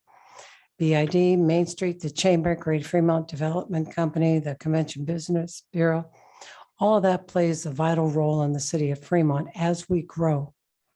We do need to concentrate on our downtown area, and it would behoove the city and the council to take a look and see what you can do as a collective body, our governing body, to help that along. That said, there has been no accounting of where the past 5 years of taxation money has gone. That should have been part of this to show this is where the past $48,000 plus per year has gone for 5 years. This is what the benefit has been. It does take time to build and improve and to add businesses. Some have folded and hopefully some new ones will come because it's slowly starting to build. The 505 building is a perfect example. The Brewing Company, another example. The new bar axe throwing activity that you approved at the last meeting, it's all part of building that vital community. But where's the money been spent? You should have an audit of that, or at least an accounting of that money, that $240,000 collected in tax. As a governing body, you have an audit of your annual budget. You have an independent audit done by an accountant. This doesn't need an accountant, it just needs it rolled out. Somewhere along the line, $240,000 has been spent, but what has it been spent on? The flowers downtown have been beautiful. The Christmas decorations, the flags, it's all important to add to the ambiance. You will at some point, I'm sure, be asked to approve the speaker system, which during different times of the day, it's going to add to that same ambiance of the community. However, where's the past money been spent? And where's the strategic plan moving forward? Anybody that wants to have an ask of $330,000 should have a fair idea of where exactly that money is going. There's nothing specific. There's no measurable impact here or an individual project that's been identified. It's very vague. Capital improvement, that's great. But what are some of those specific capital improvements proposed? I'm sure there's been chatter because if you can put a price tag on it, then you have an idea of what those projects are. As far as future projects, $8,000 a year, only $40,000 over 5 years. But what are some of those potential future projects? They talked about green space. I know at some point, I don't remember if it was Main Street or DID or BID that had proposed green space before and it was turned down. But it is a good idea. Other thriving downtown areas have that. I don't take issue with BID in their very existence. I take issue with not having an accounting of where the money was spent and an accounting or an idea of what that future project is going to be, what those future capital improvement projects are. That's all part of strategic planning. For those of you in business, you have an idea of what may or may not come through the door to support your businesses and what your income is going to be. But you know what you want to expend. You know if you have to do new windows, you know if you have to do new flooring, you know if you have to add new racks, whatever it is, the product on the floor that you have to change out, you know where that expenditure is going to be. And you hopefully will build your business to support it. But if you don't, then you pull back. That's all that should be asked here. And again, investing in the downtown is vital. And the team approach, everybody working together and all these entities, including the city, is important and vital to the very existence of our downtown. It has been long neglected. But adding a residential city block because you can and making sure that person comes back to ask, single family residential owner occupied should be exempt. But if it's your business, a rental property, and you have multiples, whether it's one rental or multiples, it shouldn't be exempt. Because this is, again, a team effort. But you're being asked to exempt it. Please consider asking more questions.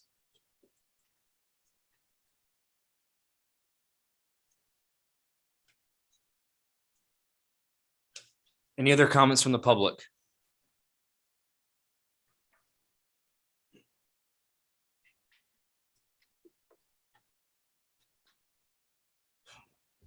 Good evening.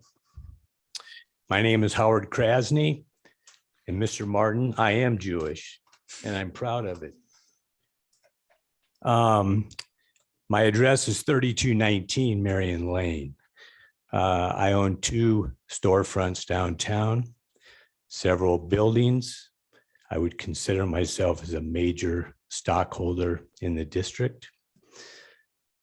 I've heard various conversations in this reading as well as the second reading of the last council meeting relative to direct or indirect benefits from the BID.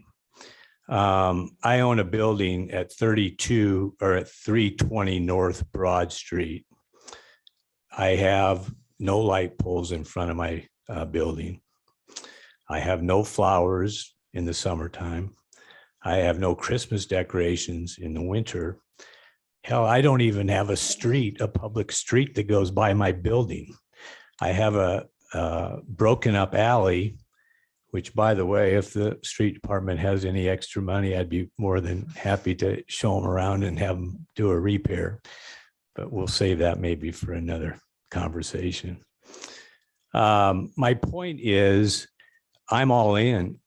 I have buildings on Main Street, which arguably I will get direct benefit from. But I have several buildings off the beaten path that I do not have direct benefits from.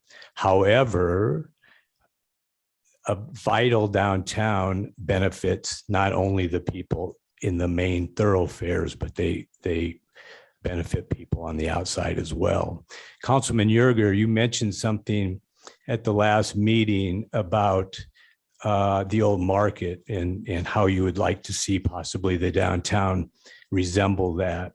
In the 70s, when the old market was established, it was focused on Howard Street. If you go to the old market today, you'll see the expansion of the market going well beyond the boundaries of Howard Street.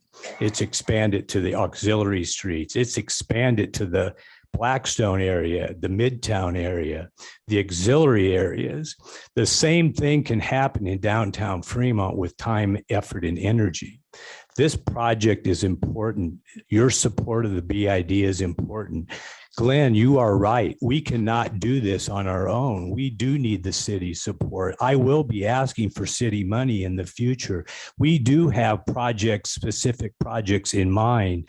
We have been in contact with a Lincoln engineering company that will be rolling out a plan for green space, a legitimate plan that you will be able to see soon, that some of our monies hopefully will be directed towards. I hope that for the benefit of the district, for the benefit of the community, that the council sees the importance of renewing the BID. Thank you.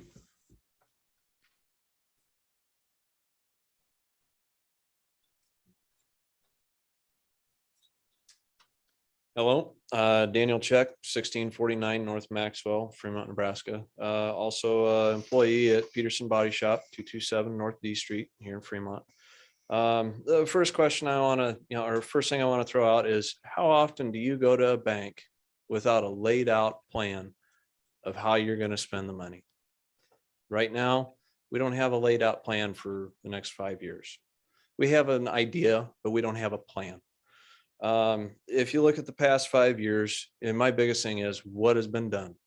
If you look and you see the flowers, they're nice, but they cost an extremely large amount of money.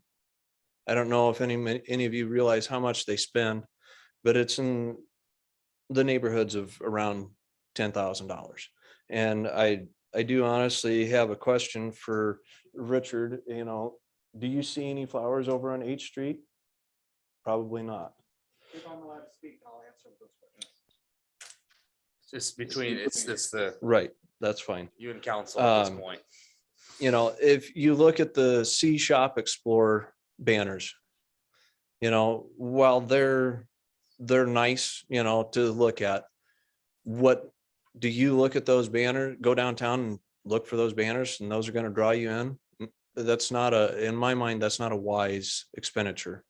A wise expenditure is, doing something that's going to benefit everybody. Whether it be a good advertisement, something on TV or something, on a Facebook, which I know they have done some things of that nature. If you look at downtown, don't know how many of you realize that we actually have bike racks downtown. And the bike racks are to the tune of $500 a piece, and they're shaped like a bicycle. But in all honesty, if you look at them, I think you can only get 2 bikes locked up to each one of those bicycle racks. And downtown Third and Main, there's bike racks that were put out by business owners to accommodate people that rode their bikes down to those businesses in that area. Now, as we're going to be giving in some protest forms this evening, I am going to touch on the fact that when I went around to get some of these protest forms signed, I had people, one, they're afraid that they're going to lose friends if they sign these protest forms. And 2, I had people that told me, well, I'm afraid that I'm going to lose business from these men on the BID, directly from them if they oppose the BID. They are opposed to the BID, but they're afraid to sign it. To me, that sounds a lot like 1939 Europe. Sorry if I'm being a little blunt. You know, and maintaining the parking lots, the green spaces and all that. That shouldn't be coming out of the BID. That should be the city. You know, when asphalt in front of your house, the gutter, you know, on your curb, when that needs repaired, do you pay for that or does the city pay for that? City does. Why should we be paying for that? You know, and a thing of the importance about this being important to the city, downtown benefiting the whole city.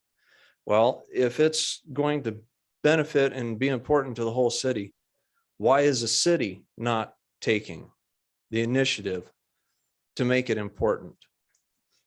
Now, there's over 220 properties that are in this. Lots of them are residential. Why are residential, whether they're rental or not, whether they're just a regular person who owns a house and lives in it, why are homes included in this? What is the actual purpose for a home to be included in it? So, and under the DID, before the BID was there, the Peterson Body Shop, it was $65 a year. Now, under the BID, it's $650 a year. Yes, we get flowers. Yes, we get Christmas lights. Half the time the Christmas lights don't work. Half the time they're burned out. And we call and we say, hey, the lights are burned out. Could you come down and check them out? They never get checked out, which I understand. Street department's busy. It is what it is. Now, the one question that I have is over the last 5 years, they've got 100,000. That's time. Well,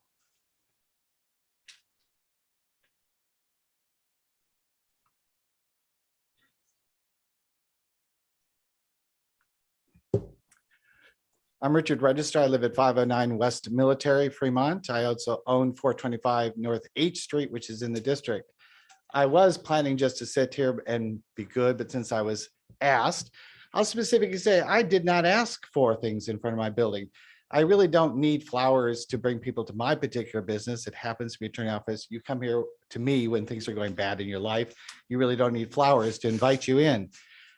But we do need a vibrant downtown. When I was walking from my home, which is just 5 blocks up here, I want a safe, vibrant downtown community. I am invested in doing that. I've worked with these, not 1939 men and women. We have worked with this group of dedicated business owners and community leaders to hear things and continue to fight for a vibrant downtown. What you heard tonight, we get to hear all the time. Get rid of the BID. Expect more of that with, because they're going to come visit you more. We hear a lot of the opportunities that people want, the things, and we have to build on those ideas together. Now, people are saying, oh, it's not enough money. No, it's not. And if the city council wants to give us $20 million, we'll take it tomorrow. We'll give you a plan.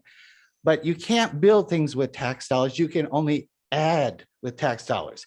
If you do not have a downtown Fremont, which has buildings and prices going up, which build on the tax dollars, That will help everybody in the community. It will give us our vibrant city that we really want to have. The BID is not the answer to everything. This small amount of money that we contribute on an annual basis is incredibly small. But every one of those people who sit on that board is asked constantly for other donations for this organization. So it's just a seed money for this comprehensive idea of a downtown Fremont. This is, if we all had our wonders, Councilman Ellis, we would have a lot more money. But we recognize that we have to invest ourselves, our time, our money, and our effort to making downtown good. And this is just a little teeny part of it.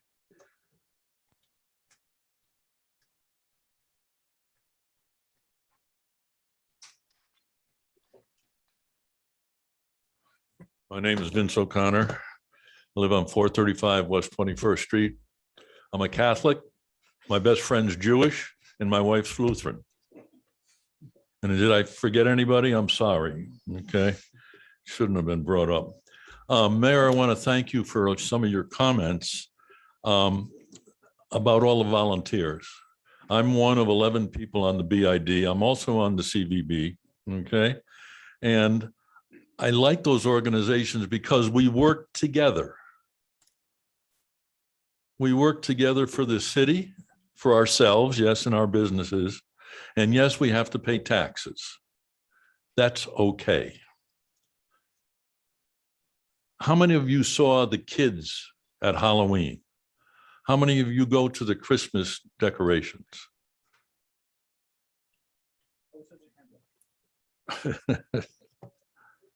I want to point out a couple other things. Glenn, you came to me in 2014 and you said, what is this? Because there was a city and a state grant for downtown. There was 13 different organizations or different companies, different properties downtown that got or applied for grants for downtown. 12 of them took the money. The city was involved, the state was involved. That was the first grant. About a year and a half later, a second grant came up. You got one. I have heard too often that the city doesn't put anything downtown. We want more, believe me, we want more. But I want to thank the city for what they have done. The sidewalks, some of the city money was in on that. We had a plan that came out in 2012 for the entire city. We had another plan that came out. We had BID meetings before the COVID. We had them at the Art Association, and we had all of these things. This is what we were going to do. We had meetings about 2 months ago in the Main Street and CVB meeting where we had 25 people at one meeting and we had 10 people at the other meeting. We have shared all of this with people. Yes, we all don't want to pay more taxes, but we should open our minds to see what it gets for us. And it gets people into the community. It gets people, not just those that work and own in the downtown area, but outside part of the city itself. There was a couple of comments made about where do we get the money from? The hospital has given money downtown. The banks have been giving money downtown. The car dealerships have been giving money downtown. They donate to Main Street. They work with the CVB so that we can collectively work for the betterment, not only of downtown, but the entire city. Thank you.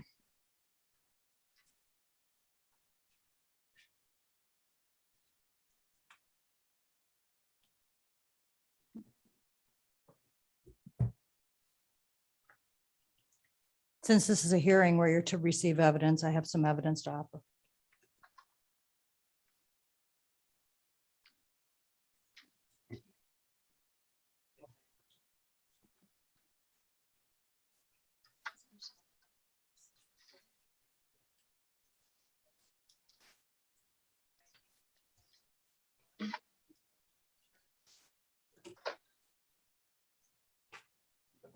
Yeah, take a motion to receive Councilman Jensen, I'll make the motion to receive. Councilman Yerger, Second the motion to receive. cast your votes.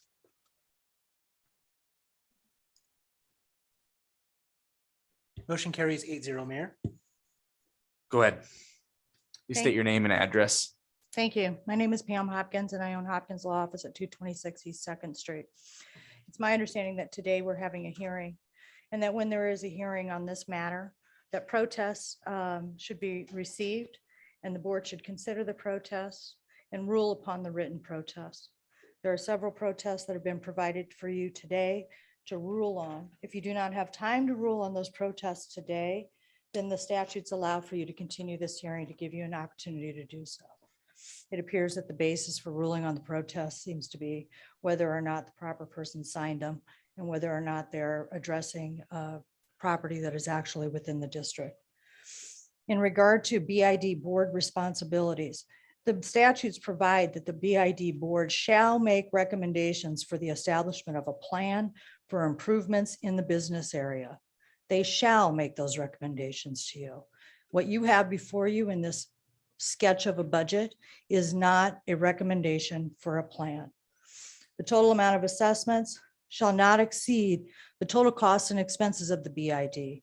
Currently, there is $100,000 cash on hand in the BID, representing the last 2 years of assessments that are paid on top of the city taxes that were allocated as a part of being a part of the city of Fremont.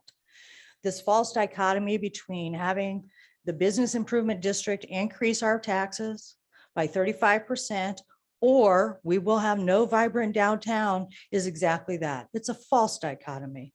It is the city of Fremont's responsibility to take care of and address the city's needs, whether they're downtown or at the east end of town in the subdivisions with the roads, the sidewalks, etc. To suggest that by having a BID is the only way to actually take care of downtown is just not accurate. The purpose in regard to the ordinance that's proposed today, the ordinance is not consistent with the ordinance language is not consistent with the resolution.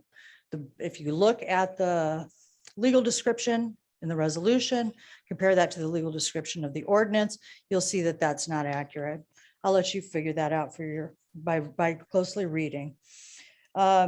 A special assessment, which is the assessment method used here, shall be based upon the special benefit to the property within the district. So each individual property is to be considered as to what it benefits from in regard to the assessment. If you're not going to assess and look at the individual property, then you go to a different method of taxation. I don't remember what it is, but it's not a special assessment. It's square footage. In this area or in this regard, the ordinance merely suggests that the property valuation of the property is the substitute for the special benefit determination. That's simply not true. One other thing that's a serious problem within this ordinance is that it attempts to change the law in regard to how objections to your assessment are to be made. The statute's quite clear, lays it out. It's pretty clear. Got a time frame, 5 days before the city meets to approve as a Board of Equalization the special assessments. However, that ordinance attempts to change that to 20 days. No, I believe it's no later than 20 days after the first publication of the ordinance. It's required to be published 3 times, etc. So again, the ordinance attempts to, or the proposed ordinance attempts to change what is already established law and is already laid out in the statutes. Based on the formation of this district and the proposed extension, its inability to comply with the statutes as required under the BID, it's my position that if the BID goes forward in its current format, that I will be filing an action to have it set aside and have all of the assessments that are proposed, not only set aside for what has been done before, or excuse me, what is proposed in the future, but what has been assessed up to this point. Because if you do not follow the statute to a T, the BID is void, the assessment is void, and we're entitled to receive our money back. So I suggest that the individuals here who are so in favor of this, go to Main Street, Figure out your partnership with Main Street Fremont. Redesign your boundaries in a manner that actually reflects what it is you want to accomplish. Stop scooping up properties that have nothing to do with what your purpose is, simply so you can change the balance of power by requiring the number of people to approve or disapprove the BID. I don't know if that's the actual intention, but it certainly feels that way from where I'm sitting. Thank you for your consideration.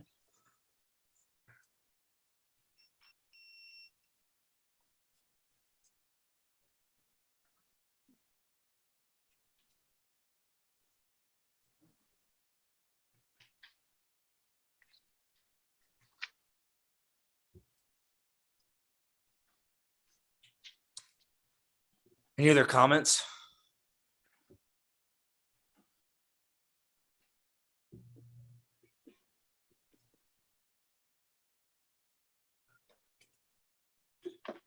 Seeing none, I'll close the public hearing. Are there any comments from council before we move on? Councilman Ellis? Yeah, I'm just gonna reiterate what I said before. The BID is a portion of what needs to be happening downtown. I agree with that. It needs to be there. But the way it's been put in place, the people that are affecting the outlying areas, I believe that Fremont deserves better. We've got to come up with a better way to make downtown more vibrant, and that really does mean getting the city involved. The city hasn't spent a dime on its downtown, and if Mayor, you said in your election that this downtown was important, now's the time to start doing that. I believe this council needs to adjust a budget so that we can match funds with the BID, so that the burden is simply not all on the businesses. Like many of the people stated here before, the downtown affects a lot of the larger companies around here, helps them to recruit people. It gets other people excited about living in downtown. But why should the burden be placed on a renter or a rental property on the outskirts of downtown? I really believe it needs to be centralized. A gentleman here, Howard, mentioned that the Haymarket was started on Howard Street. That's where it started. I really believe that Fremont downtown needs to concentrate on our historic district. Let's put the money there. Let's tax the money there, keep it there and let it grow. And then from there, things will start to happen. And just like the old market, things will start branching off to the next, because it'll get so clogged, there won't be any vacant buildings and they'll start moving. So I think we have to concentrate small, tax those at small. Let's figure out how we can do that. That's going to affect those people that are going to get the benefit. And then from there, we can make adjustments. But first and foremost, it needs the city's involvement. The BID should not be burdened with weed control. It should be something that the city is doing in Howard Park, or Johnson Park, they're doing in the parks all over. Why can't they pick weeds? Why can't they spend money downtown and let the BID focus on the bigger products of trying to get businesses to fill those vacant buildings? That's where we need to be focusing on as a BID, and not spending our time arguing in meetings about putting up signs in parking lots and taking care of weeds. And so it also concerns me that the BID language has changed dramatically, to the point where in the past, if somebody didn't pay their BID tax, there was simply a lien placed on that property. And if that property ever sold, the lien would have to be taken care of. Now, if the tax is not paid, a lien, it didn't even say anything about a lien, but there would be a criminal or an action placed before the court. And if the judge deemed positive, that individual would be fined on a daily basis until that tax was paid. I don't know if that's legal or not. That just doesn't sound right for somebody to have to get a fine paid on a daily basis until their tax is paid. In the past, like I said, it's been a lien placed on the building. And then from there, when the building is sold, that lien needs to be taken care of. So there is a lot of changes in this BID. And first of all, we're having a second public hearing because there were a lot of mistakes made. I still see a lot of mistakes that the sloppiness of how we're doing this. We've shifted gears here. We've got municipal code that describes the BID. And before we had the second hearing, we were going to simply forget about what was in the municipal code and simply just create a whole nother ordinance that would not be in the municipal code. So I'm just confused on why we're doing all this. It should be a very simple matter. We already have municipal code out there that represents the BID. All we need is a couple line changes to update it so that the new BID can continue on. Why did we have to go through and make map changes? We had to make changes the way to progressively go after payment. I don't like the attitude of the new BID statement. And so I believe as council, we've got some work to do on this new BID before I think it's willing to go forward. So that's just my 2 cents. My 2 cents do matter because I do own a building, I own businesses, and I do want downtown to be a vibrant. And I think I've done my part in trying to make downtown as vibrant. I'm willing to pay taxes, but I want to make sure that money goes to something that's going to make a difference.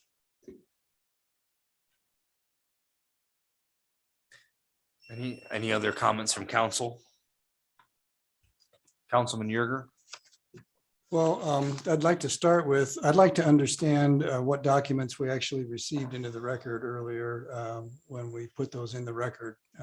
There was 3 batches of documents. I seconded putting them in the record, but I'm not 100% sure what was contained. So I'd like the clerk to identify those at least at some point here before I quit talking. There's the copy of the notice, some minutes from Business Improvement District, not sure which ones exactly, and some protest forms. Thank you. Second, a comment was made that we have to be following state statutes. So some of these questions now are going to be directed to legal. If we're in the public hearing phase, and if the comments are accurate with regards to we have to act on protests that were entered into the record, that needs to be done at a public hearing, then I'm assuming that even though this may have moved on to another reading at the next meeting in November, at the end of November, we would need to extend not to third reading. We'd need to expend to public hearing if we have to act on those. So my question is that correct? We need, if we continue, it's to continue the public hearing, not to go to third reading? You're correct in that we would need, the council would need to rule on those specific protests tonight if we were to close the public hearing tonight.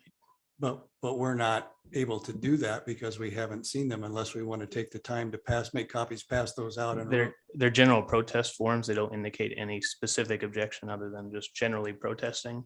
So the council could simply deny those protests tonight, and we could close the public hearing if the council so wishes. Okay. So my third question goes along the lines of some of those that have already been asked. I too was rather befuddled about the ordinance language that was before us. And I can't remember exactly how many sections are in there, but they are a precursor to what now is section 23 that says it's repeal and modify Article 7 of the existing municipal code. And originally, I don't know that we were doing the red line. It was just going to be an ordinance.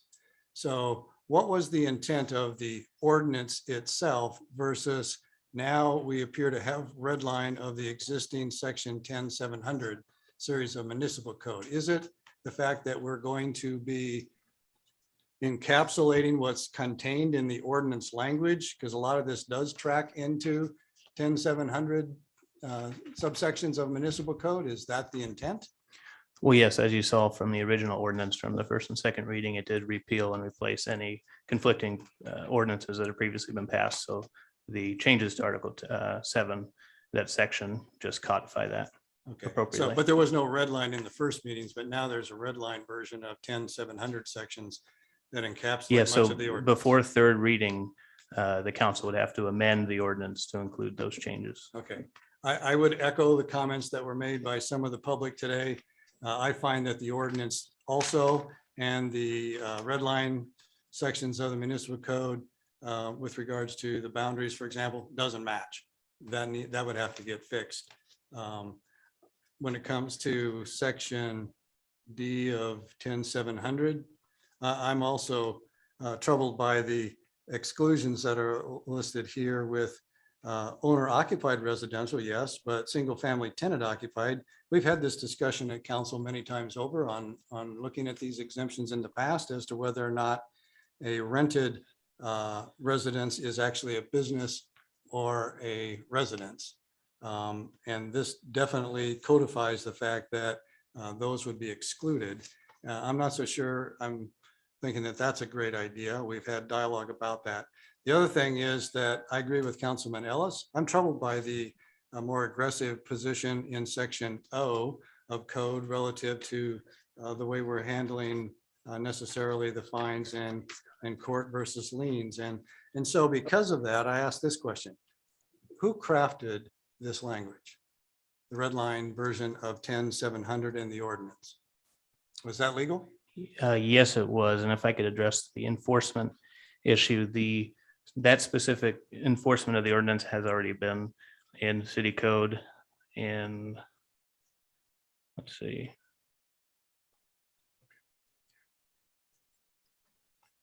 Chapter 10, Article 10. 10-1001 already says for a violation of any of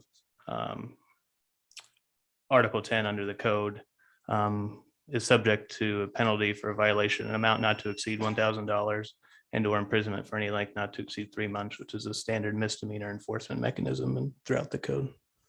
Okay, well, just one last thing. So I would think that in fact, we need to do some amendment to the ordinance and the resolution language to sync them up. And that will be for another day, I guess, at the end of the month. But more importantly, I guess, I don't see how we can take up these protests tonight. And if it has to be done at a public meeting, then I definitely am in favor of continuing the public hearing portion of this discussion till November 30th, when we can take those protests up and determine whether or not those are effective and valid and should be handled before we continue to move. I just would say, this isn't up until December. So we have time to act, and we should act judiciously in the process of going through this. The public has raised some valid concerns. The supporters have raised some issues. The BID, if operating appropriately, perhaps can benefit downtown.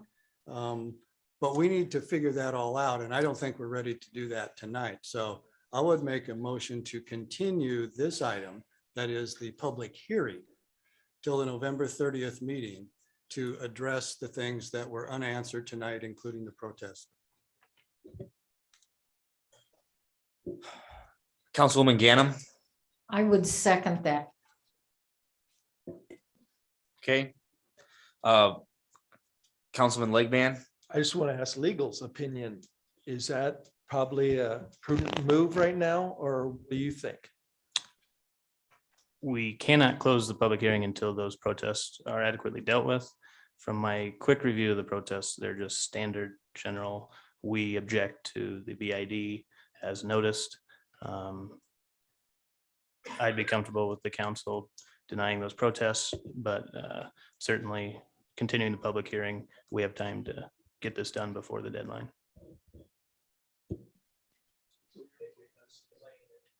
Yes, yes. Cast your votes to continue.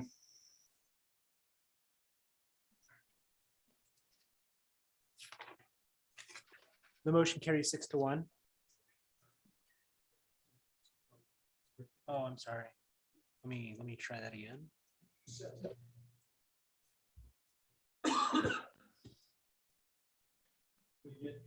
Yes. Please revote.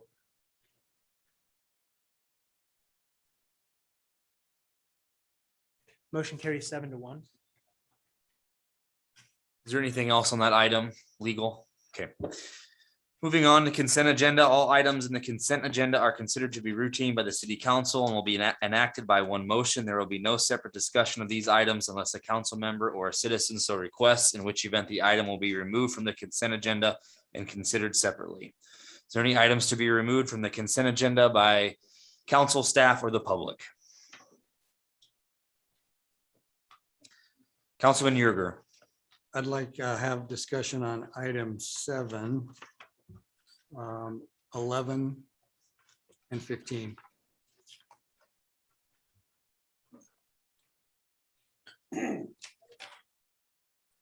Councilman Ellis. Please shut off, Brad. Sorry. Discussion on 10. Okay. Any other items from council?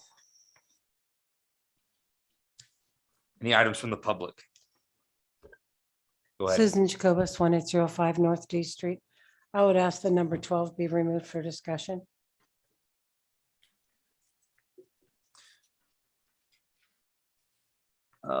If there's no other items, is there any other item? Councilman Ellis, you're still on? Councilman Yerger? Just one question. I was under the impression that the clerk might be making an adjustment or pulling item 6 to add the insurance agreement. Is that for the night event? Did receive the insurance. If you want to pull it to receive it for that purpose, we can, or if you want to just, I mean, I have that, so it's not necessary, but you can go ahead and pull that. if you Well, I'd want. like to have it added to the packet material that was in the record so that we actually have that. Otherwise, that item would need to recognize that it's still pending. Well, it is a public document already, the insurance document, but if you want it into this record here, you would need to Well, take it. most of the applications come with an insurance document included in the packet, so the council knows that we've got what we need. Otherwise, we write conditional statements till we get it. So I just wanted to be clear. Do we have it? If so, we can put it in the record. Are you removing item 6? Or what are Just we doing? remove the item if you want to. Okay, thanks. Okay, I take a motion to approve consent agenda 3, 4, 5, 8, 9, 13, and 14. Councilman Legban, Move to approve consent agendas 3, 4, 5, 8, 9, 13, and 14. okay. Councilman Sukram, I'll second. cast your votes. Motion carries 8-0. Item 6, resolution 2021-165, authorizing mayor to sign night event dinner and auction street closure agreement. The only work we need on this item is to put the insurance into the record. So I guess I'd take a motion to amend the resolution to include the insurance. Councilman Yerger, Yes, I make a motion to adjust the resolution item 2021-165 to reflect the receipt by the clerk of the insurance. Councilman Sukram, I'll second. cast your votes.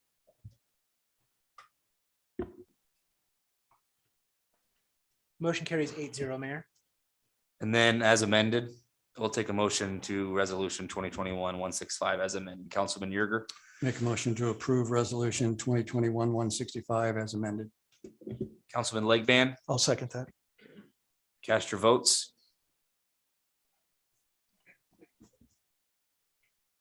Motion carries 8-0, Mayor. Moving on to item 7, a motion to approve amendment to Allo lease agreement to extend the terms of the lease until March 31st, 2022. We'll have staff report. Mayor, City Council, Brian Newton, City Administrator.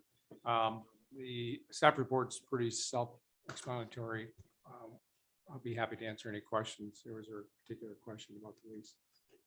Any questions for staff? Councilman Yerger, I don't particularly have a question. I just think that we need to make a slight amendment to the lease agreement statement in the whereas statement. If you look at that statement says the city and Allo have duly executed the amendments, blah, blah. And the signatures on this agreement are going to be not only Allo and the city of Fremont, they're going to include Dodge County. And so I would think that we would need to modify that statement to insert after in witness of, we need to include Dodge County as well as the city and Allo. So it should say city, Dodge County, and Allo, because we're all going to sign this agreement. It's a 3-party agreement. Earlier in the document, all 3 parties are named, and they're certainly all going to sign. I just think it cleans up. It looks like we're just doing this ourselves, and we cannot.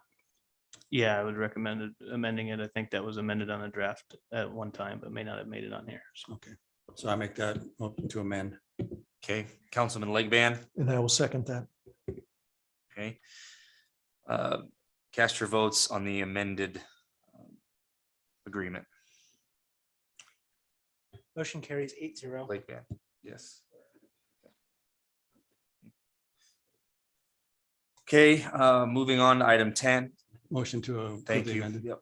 Councilman Yerger, I make a motion to then approve the amended lease agreement. Councilman Sukram, Second. cast your votes.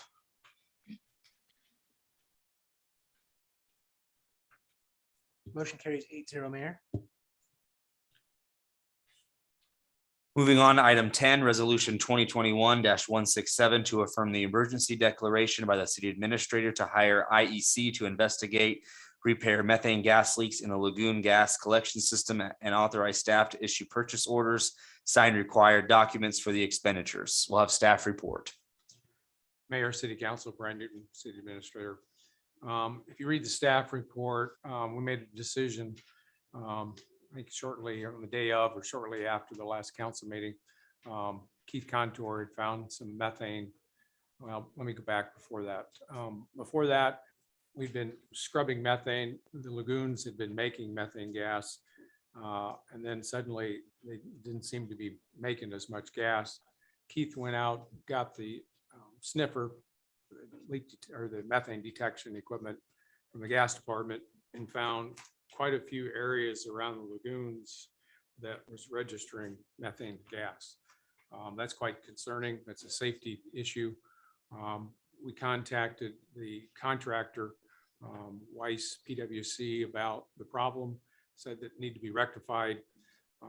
They immediately said it was not their issue. It was simply an operational issue. They blamed the city for how we conducted the operation of the lagoons. We disagreed. He also claimed that it was an engineering design defect. We met with HDR. Of course, they denied that as well. But in the meantime, weeks passed and we still had leaks. And so finally, knowing that the contractor was not going to come out and solve, which according to contract, they were bound to do, I declared an emergency. We reached out to IEC. IEC was the company that we had used to install the covers, the liner. Nobody better to sign or to come out and try to find the leaks than IEC. IEC come out, I think, I don't remember the exact date when they came out. They came out like 3 days after we declared it. I think Keith said they spent about 6 days on site. They found no leaks. They found, in fact, the system was intact. They checked everything, did not find anything that the contractor accused us of doing.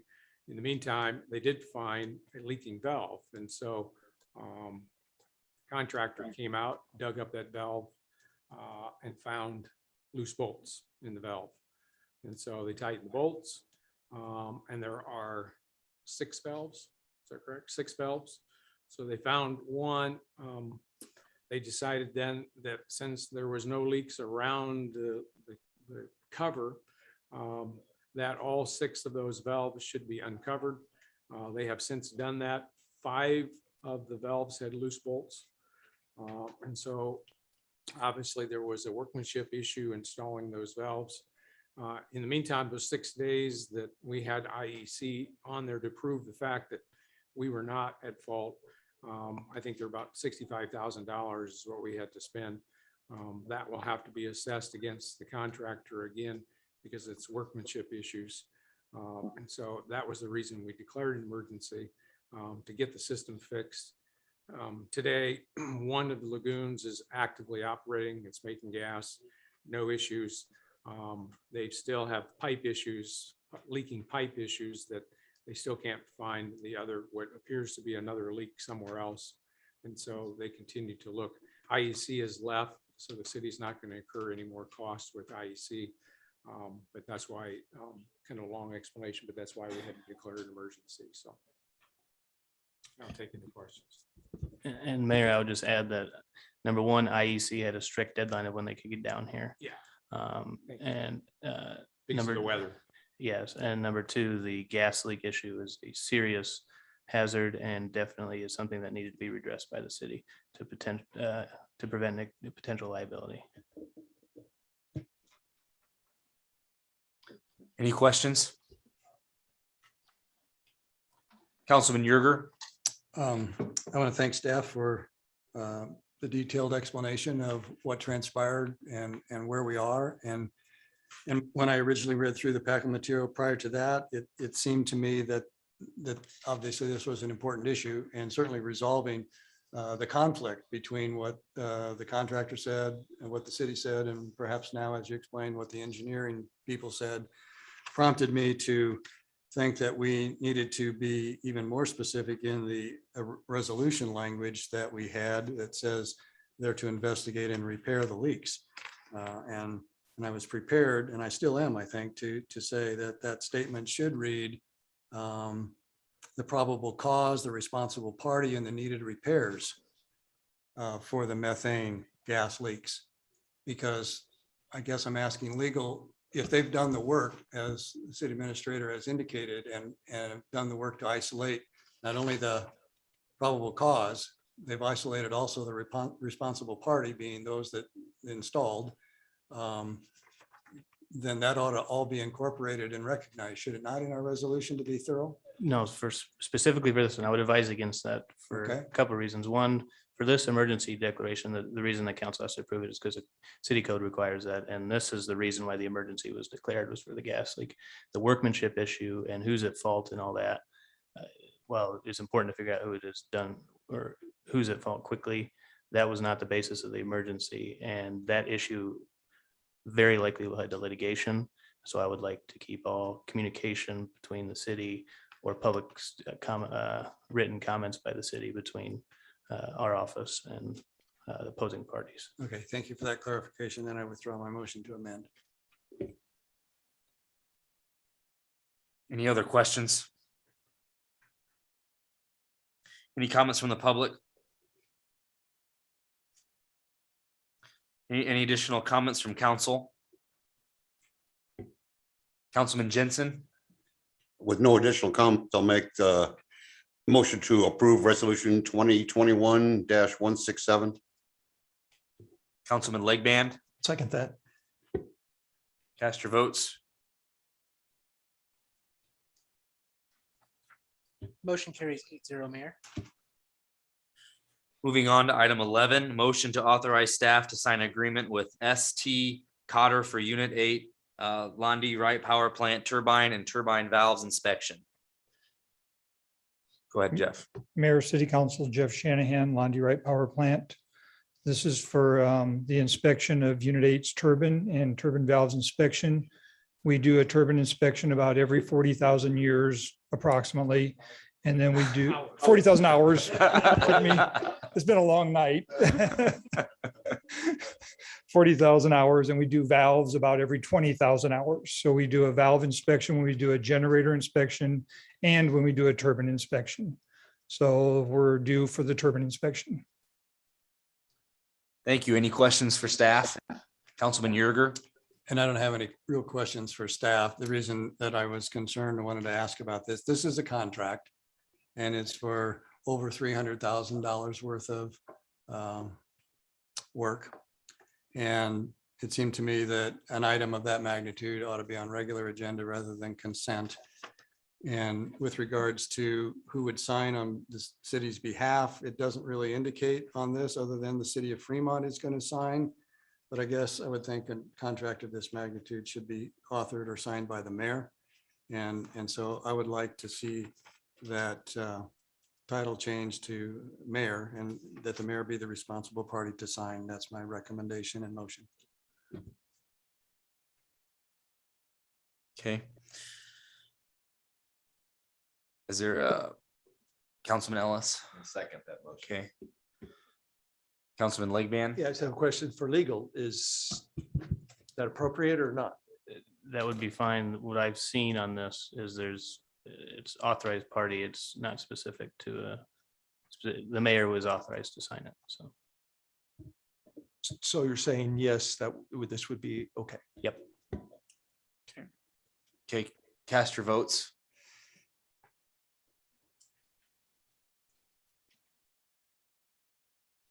Motion carries 8-0, Mayor. Councilman Yerger, Make a motion to approve the amended contract. Councilman Sukram, I'll second. cast your votes.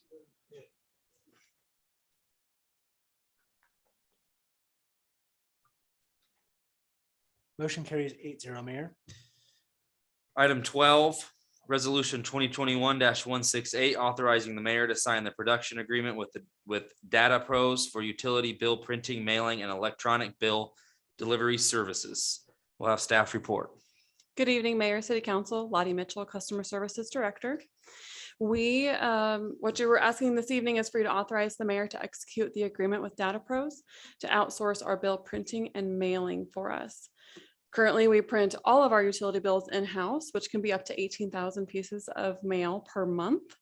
It consumes a considerable amount of time for our department, and our equipment is failing.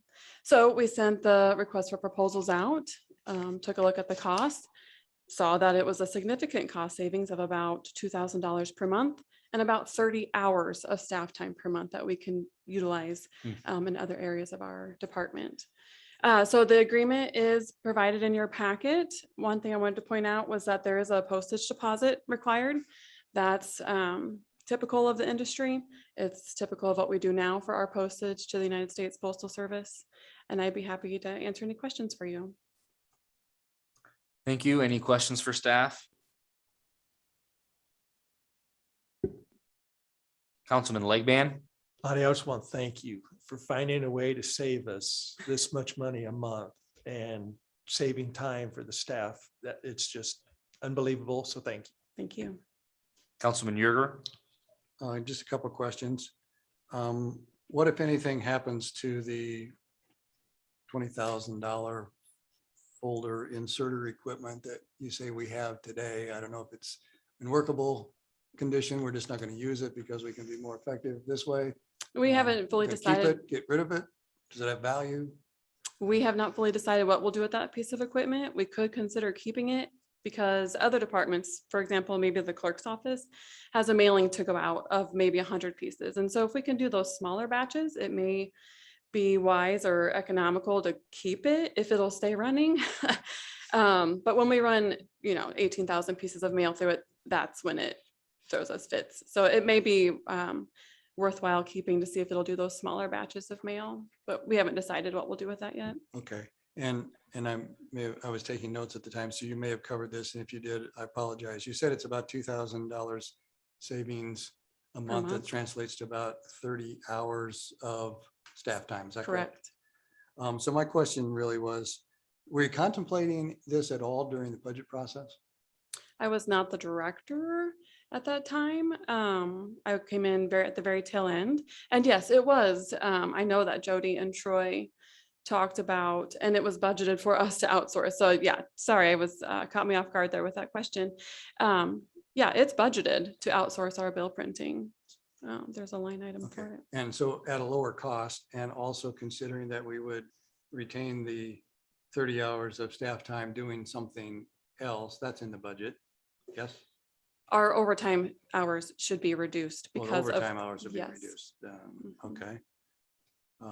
So they won't be doing different duties. They just won't be working overtime as much. Correct. Okay, thank you for clarifying. thank you. Any comments from the public? Any additional comments from council?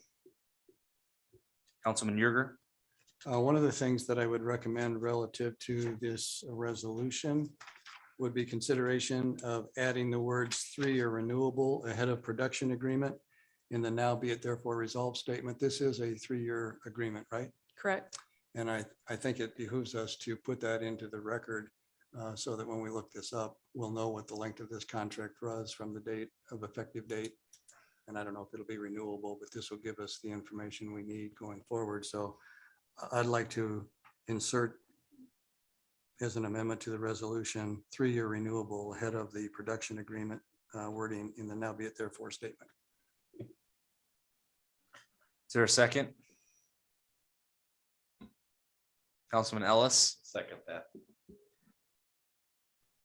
Councilman Legban. I just have a question for legal. Is that necessary or is it a good idea? Well, I'm not going to beat a dead horse on this issue, but approving the resolution approves the contract. The contract language is the contract language. Any other comments from council? Cast your votes.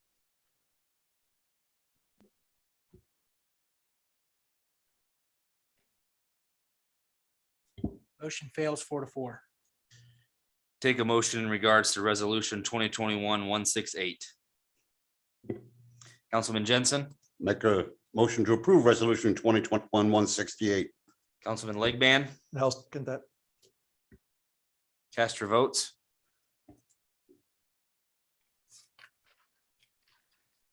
Motion carries 8-0, Mayor. Thank you. Moving on to item 15. Resolution 2021-173, authorizing mayor to sign parking space agreement with Main Street for Christmas walk activities. I can go ahead and do the staff report. I've been, working with our Amy, who's our new Main Street director in regards to the Christmas walk. I know this got put on maybe later in the agenda or in the week, but we were trying to, pull this community event together. And so give Amy a lot of credit for putting this together. And so I guess I'd take any questions because I worked on this later in the week. So Councilman Yerger. The only reason for pulling this one is that this resolution and the packet material again is missing the requisite certificate of insurance, I think. So my recommendation here would be in the therefore be it resolved statement after the word activities contingent on receiving the requisite service or insurance certificate. Unless we already have it, we can put it in the record. In the one that I handed out earlier, it actually included that one as well. It had both of the certificates. So the So we can certificates, just make a So that one motion. should also have the Main Street certificate. How do we handle that? So we can show that we have it in the record. You can just receive it. Okay, so make a motion to receive the insurance certificate for resolution 2021-173. okay. All right, Councilman Legban. And I'll second that. Okay, cast your votes to receive insurance certificate.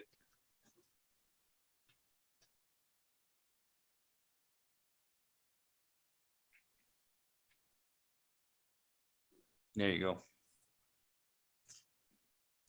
Motion carries 8-0, Mayor. Okay, now that we received it, I take a motion in regards to resolution 2021-173. Councilman Yerger. Make a motion to approve resolution 2021-173 as amended. Okay. Councilman Legman. Brad, you're on. Sorry. I'll second that also. Cast your votes.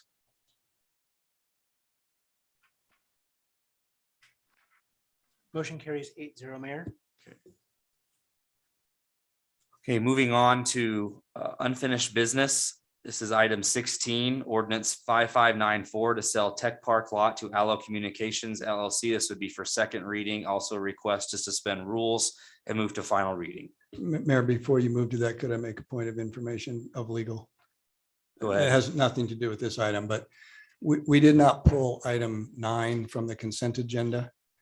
And probably were amiss in doing so. That item had Scott Getchman, former mayor, being the signator on that item, as well as the resolution number was stated incorrectly on the resolution itself. Do we need to fix those? No, that would follow as a clerical issue. So there's, So you'll need to we modify. we can fix those up on it without doing anything. Tyler can do that, yeah. All right, thank you for the clarification.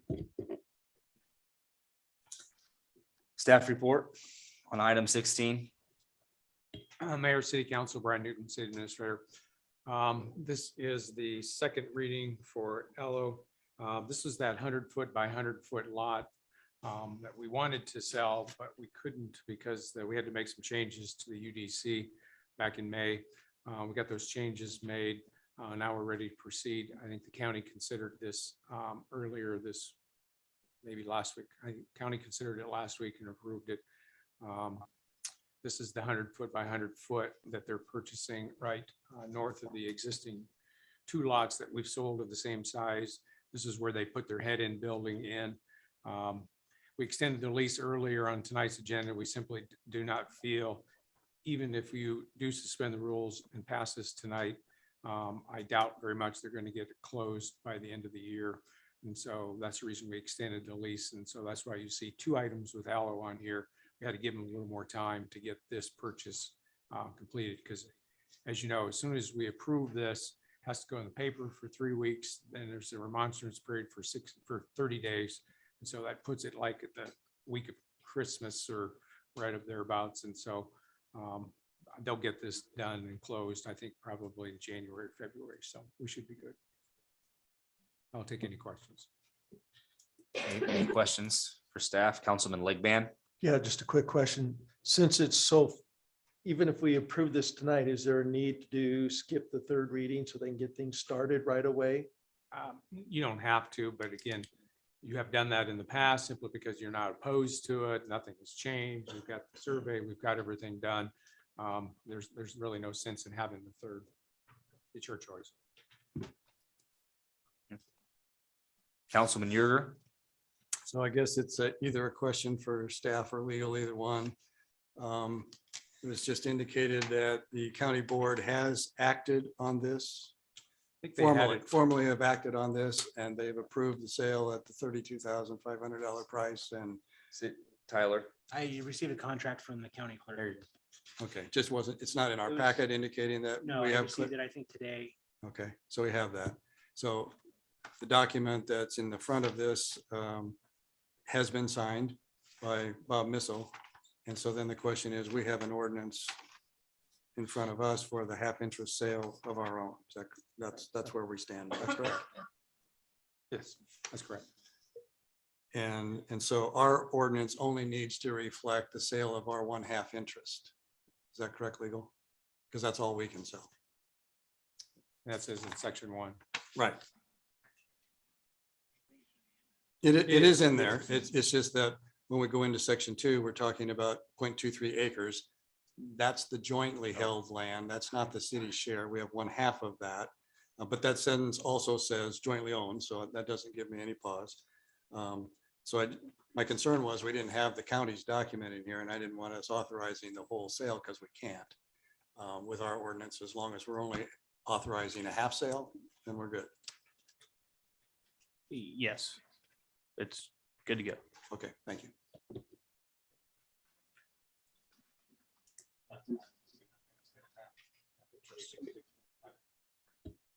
Any comments from the public?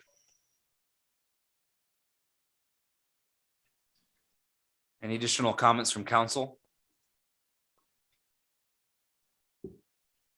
Councilman Legban? If there are no other comments, I would like to approve ordinance 5594. Second reading, sorry. Councilman Yerger? Second. Cast your votes for second reading. Motion carries 8-0, Mayor. We'll now have second reading.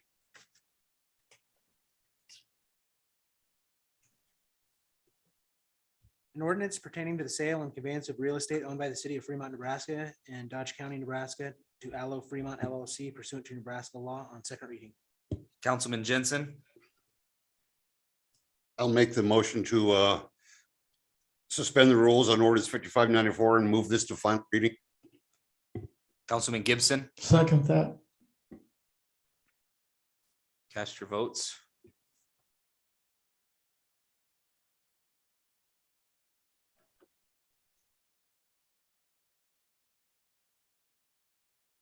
Motion carries 8-0, Mayor. We'll now have final reading. An ordinance pertaining to the sale and conveyance of real estate owned by the city of Fremont, Nebraska and Dodge County, Nebraska to Allo Fremont LLC pursuant to Nebraska law on final reading. Cast your vote.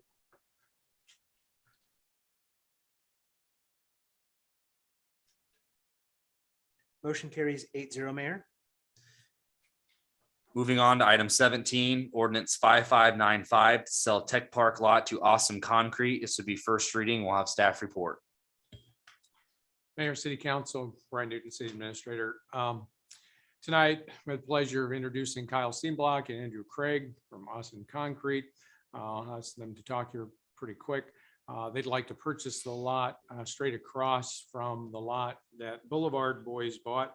And if you recall, Boulevard Boys initially was going to purchase the lot Awesome Concrete wanted, but when brain fart. Cleary Landscaping decided not to purchase that lot. Boulevard Boys moved on the north side of the street. And remember, Boulevard Boys is Mark Clausen that owns a tile business, Tyler Thomas that owns a electrician business. They're buying the lot on the north side. That sale's been approved a couple meetings ago. These guys stepped up and said, we'd like to buy a lot. So one half, the Boulevard Boys lot got split in half. They're wanting to buy the east half. Select Tel Wireless wants to buy the west half. And then Awesome Concrete also wants to take an option on the lot just south of this lot for a future sale. And so tonight on the agenda, we have first reading for the lot for Awesome, plus next on the item on the agenda would be an option agreement to give them a one-year option agreement, one-year option to take on buying the second lot, so they, if they so choose. It's nice that these guys stepped forward. We continue to get interest, and if you guys, applicant wants to speak, I'm sure the mayor will allow you to open it up. So. Yeah, go ahead. Sure. Yes. Tell them who you are and what you do and what you plan to do out here and why you want to buy a lot. Sure. Well, new business, been in business for. What's your name and address? Oh, you bet. Name's Kyle R. Steenblock. I live at 1518 Fair Acres Drive here in Fremont. New business and stuff like that. 3 years. It was for September 1st was our third year. And we've just been small business. Typically have on average about 6 people to help us. Sometimes when season picks up, but just been saving and want to put a new shop up. We want to step up and get out of that, using the garage and stuff like that, and renting a storage unit and stuff like that. Doing what we can. We want to, stay here in Fremont. Well, I want to be here for, 25, 30 years and stuff like that, and retire and stuff like that here. And then maybe pass it on, have myself a family and stuff. And maybe, hopefully get a girl or a boy. But anyways, I want to make sure it's nice. I want a new spot and stuff like that. It's perfect. Looks like Technology Parks where I want to be at. It looks like it's going to be where there's a lot of good businesses there. It's the type of neighborhood I want to be in. I want to have a nice sign and stuff. I want to have my green space. I want to also do a nice shop. I want to have also a fence so I can hide a few things, because I know somebody don't want to look at, a snowblower, stuff like that. Anyways, what questions do you guys have? And ladies and gentlemen, for me. Any questions for the applicant? Councilman Yerger? I'm not sure if it's a question for the applicant or the city or legal, because I'm looking at the real estate agreement for this particular item. And in the subject property description, we pretty much had a standard template for lot sales. And was intrigued by the second paragraph of this that says it includes all improvements located there, all improvements located there on, and surface rights and all surface rights and mineral rights there under in the property. I've never seen that in any of our prior sales agreements. And I'm wondering, did you guys need that in this purchase agreement? And if so, what's the basis? No, it's a cut and paste from another application. We had this in other ones before. The survey's not done yet. And so that's the reason I say actual survey to provided by survey, or actual legal provided by survey. We don't fill that in until we get the actual survey done. And so on the next reading, you'll see the exact language we get from the surveyor. So this is just a whole. So the first paragraph of that is a description of the 1/2 lot block 5 or lot 5 block 3, blah, blah. Underneath that, it's the beginning of said tract contains. You're saying that was a copy and paste from some other agreement? No, I'm saying the said tract does contain 1.44 acres. Yes. The rest of that is a cut and paste from another description that did reference surface rights and subsurface mineral rights. We have had that in there before. We have? Yes. For who? And I don't remember. there is no proper legal description that's been surveyed yet. So that's why this one can't be continued. I'm to third not reading. concerned about the 1.44 acres, or if it's something slightly different than that. That wasn't my issue. My concern was the subsurface mineral rights. I don't recall seeing that, and that gave me some pause with regards to, oh, what are we going to be looking for minerals underneath these lots? I've not seen that before. And authorizing that as a part of the purchase agreement, I was having some pause. That does not authorize them to excavate minerals on the property now. And it's going to be stricken anyway. Is that It's going to correct? be replaced with the actual survey. So the whole paragraph will be changed. Yeah, and likely even the first paragraph will have a better description than what I have there. We've done this before. We typically on first reading, we don't have the survey done. I'm not going to spend the time to have it surveyed if council doesn't want to sell it. So we start first reading out, then we order the survey and we get it back in. I'm not disputing the survey and the need to validate the exact amount. That's not at all my question. My question had to do with the mineral rights. And if that's all going to go away when we actually get a survey, and instead of being 1.44 acres, it's 1.25 acres. And all the rest of the language is gone, that won't be an issue. Other question for the applicant is, do you kind of intimated you're going to have a shop. Yes. You indicated you may have a fenced storage. So my question is, you do contemplate having an outside construction storage yard? A debate. Most of the stuff's gonna be inside though. If I got something like, you know, if I want to have a fence, I'll have a fence up or something like that. If it's permitted, if it's allowed or something like that, of course, too. But what kind of equipment would you be storing on your outside premises? Would Snow they blower. include large vehicles, trailers, and large excavating equipment of any sort? No, or it'd be this- inside shop. Those will all be inside. Yep, So any outside storage would be minimal. yep, that's correct. Yeah, like your dumpster or something like that, you know, people don't want to look at that type of stuff. Appreciative of all that. That's all cosmetics. My concern was. Keep it for- clean. My concern was for heavy equipment. Nope. Because we had some discussion at the prior meeting with regards to heavy equipment. What I want to happen And- inside. And if those are all going to be inside, which is probably a good security thing anyway. Yep, that- Being in the construction business, I understand. So, okay, thank you. no problem. Any other questions for the applicant? Okay, thank you. Thank you. Are there any other comments from the public? Seeing none, any additional comments from council? Councilman Jensen? If there's no further comments, I'll just move to first reading of ordinance 5595. Councilman Sukram? I'll second. Cast your votes.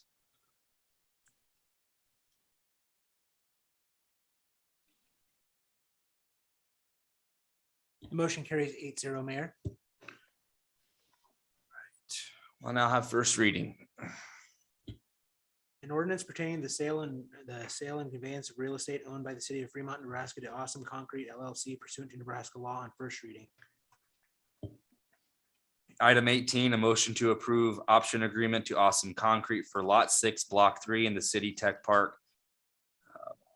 We need to continue this and then. Yeah, if there's any questions, we're asking you to continue. We've done this in the past where we brought an option agreement. If you have any concerns, express them now. We typically continue this until the third reading, or if you suspend the rules, then we consider the option agreement. But you can see that they would certainly be interested in taking a one-year option out for $1,000 to hold this lot. Is this a first right of refusal or Yes, is it it? is. Okay. Councilman Yerger?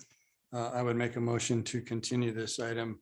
And I'd also like to note, just for the purpose of staff, on the last item, you need to fix the resolution to change the question mark that's on the resolution to identify the actual lot. As long as we're on early reading, it doesn't matter, but I make a motion to continue this as Yeah, requested. Again, that will come with the, because remember, we had to split that lot in two. So I think it's going to be 5A and 5B, and I'm still waiting for the survey. That's fine, as long as it gets fixed. I make a motion to continue this item and until we've had final reading on the original purchase. I guess that was the ask, and that's my request. Councilman Legman, I'll second that. cast your votes.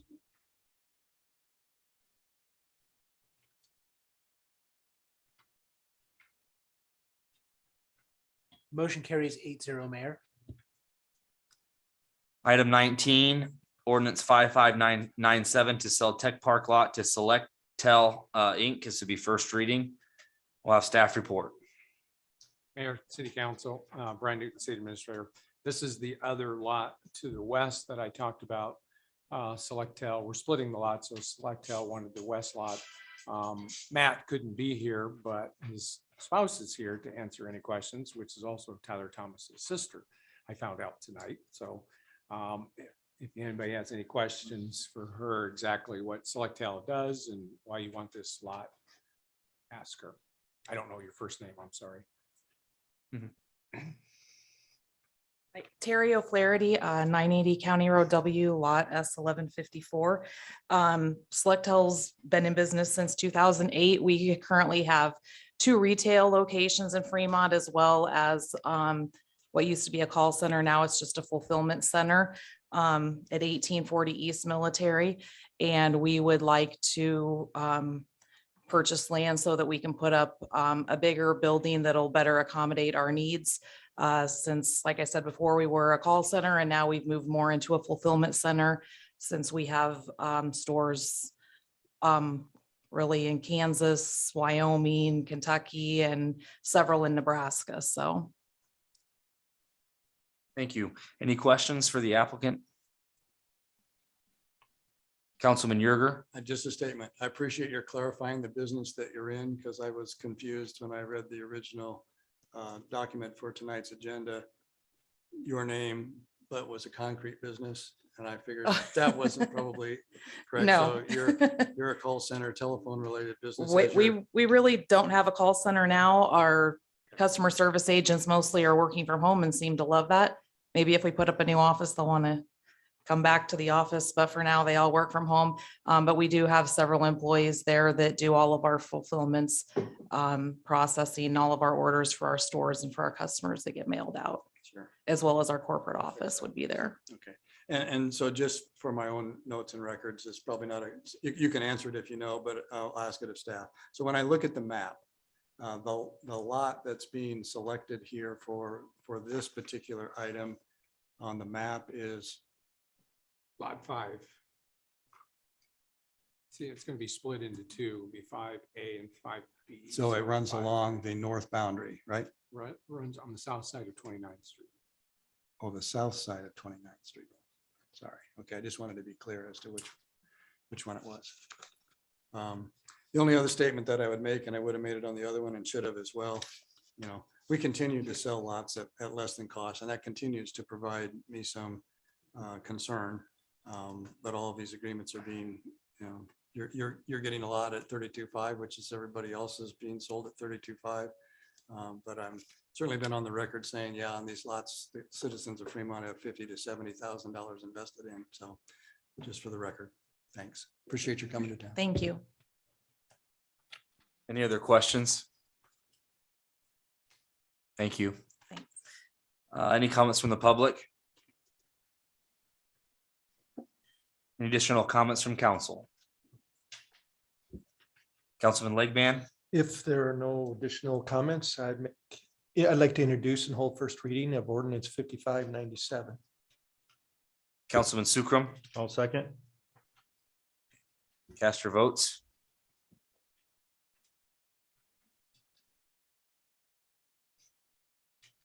Motion carries 8-0, Mayor.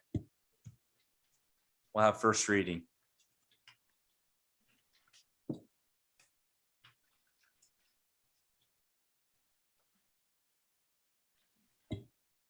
An ordinance pertaining to the sale and conveyance of real estate owned by the city of Fremont, Nebraska to Selectel Inc. pursuant to Nebraska law on first reading.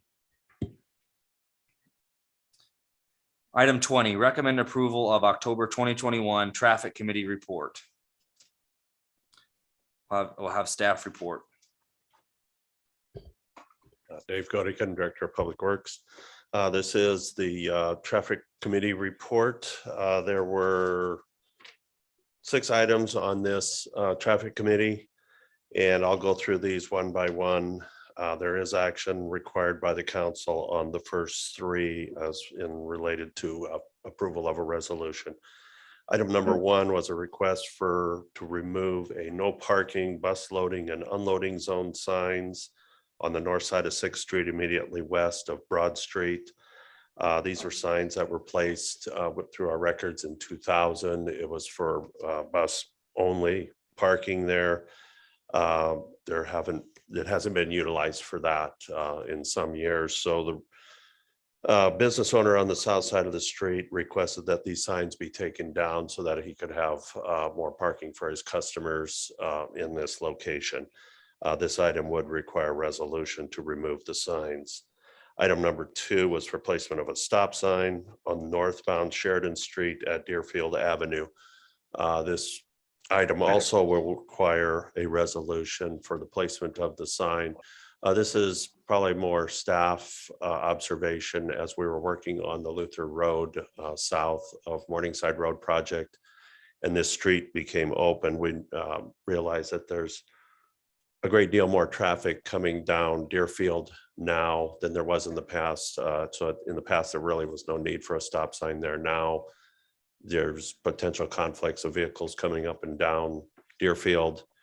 And if vehicles northbound on Sheridan don't stop, we could have a collision. So that we're making a recommendation for a stop sign there. Only one, just in the northbound direction. In addition to the no parking sign, there would be stop sign, there would be a stop sign ahead sign placed prior to the stop sign as well. Item 3 is a request for a removal of a no parking sign on Third Street at C Street. This is on the north side of 3rd Street, immediately west of C Street. This was at the request of the residents there. At the present time, they have no parking in the street. The only parking is in their driveway, and they requested that those signs be taken down. Again, this item would take a resolution of the city council to remove the signs. Item number 4 is kind of a continuing item that we've had for quite some time. It's a request for traffic control and traffic studies on First Street between Luther Road and Bell Street. We've heard numerous requests from residents up and down that street, as well as others regarding the speed of traffic coming down First Street and the abundance of trucks. This street is not a truck route, so the only trucks that would be allowed on that street would be trucks making deliveries, let's say, or doing business in that immediate vicinity. And also, since proximity to the warehouse, there would be utility vehicles, city vehicles, et cetera, which is also allowed by city ordinance on a truck route. We have done 3 traffic counts in this area during the school year and outside the school year. There are speeders, but when you do the analysis of the counts and the analysis of the numbers of speeders and the volume or the speeds of the speeders, it still falls within acceptable ranges. The committee is recommending at this point to do no action at this time, but to continue to monitor. The police have also patrolled this area in addition to our traffic counts as well. The last item is request to consider changing speed limits. Oops, I skipped one. I'm sorry.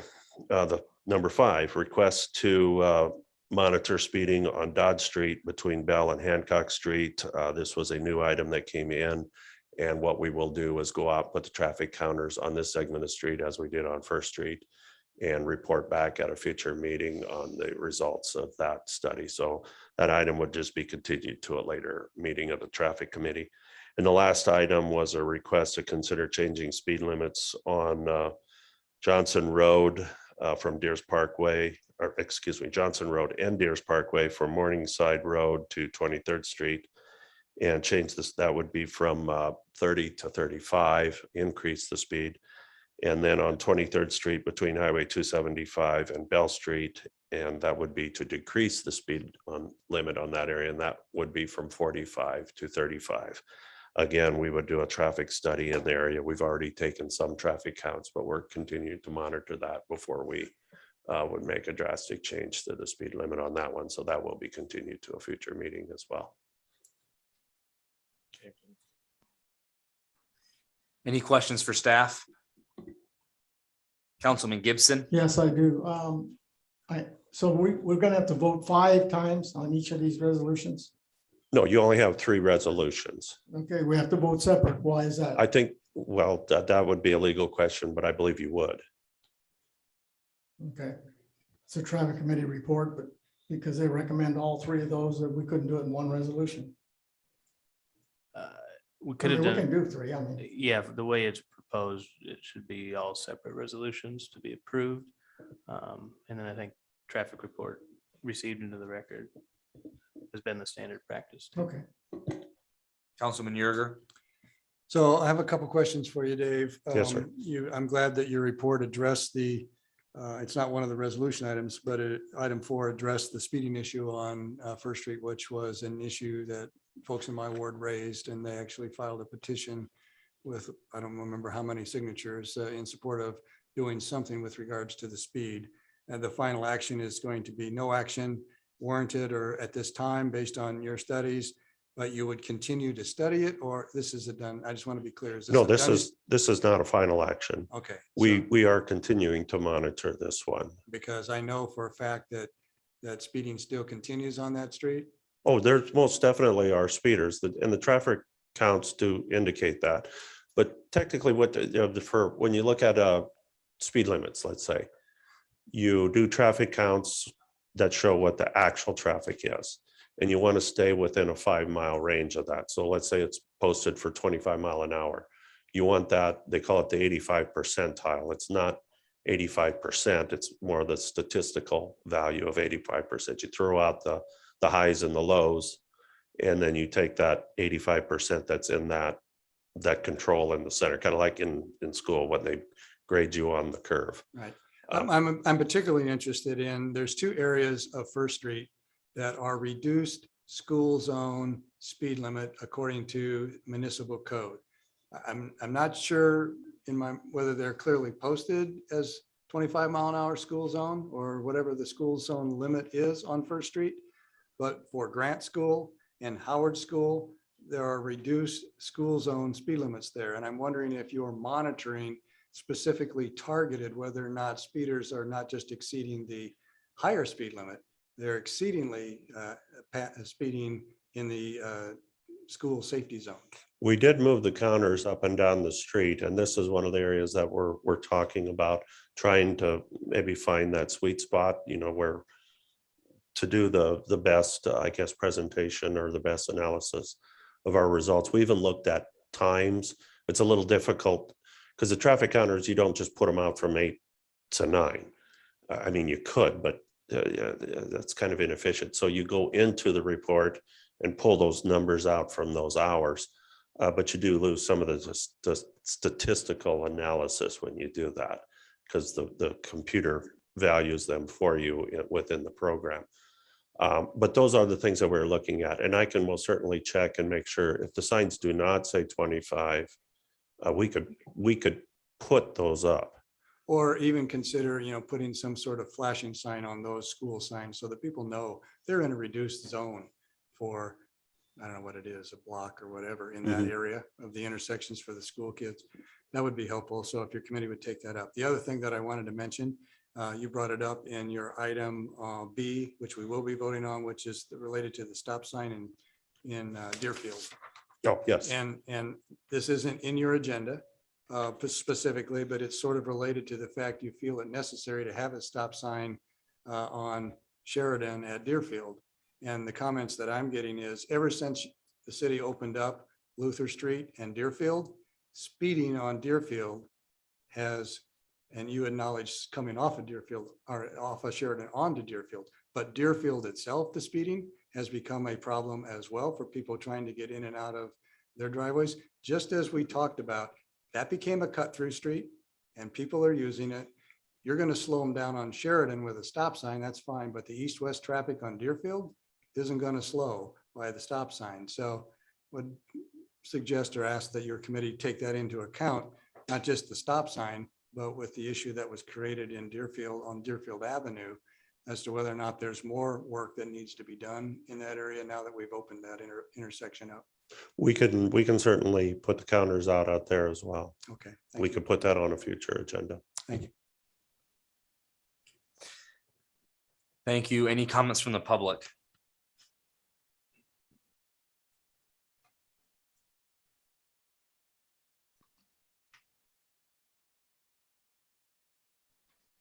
Glenn Kai, 2550 Deerfield Avenue.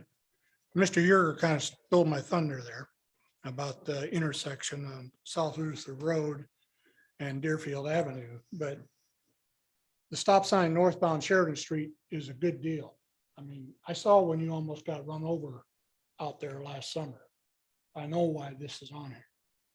But what needs to be also considered by the traffic committee is that intersection of South Luther Road and Deerfield Avenue needs to be a three-way stop sign put in there on that T intersection.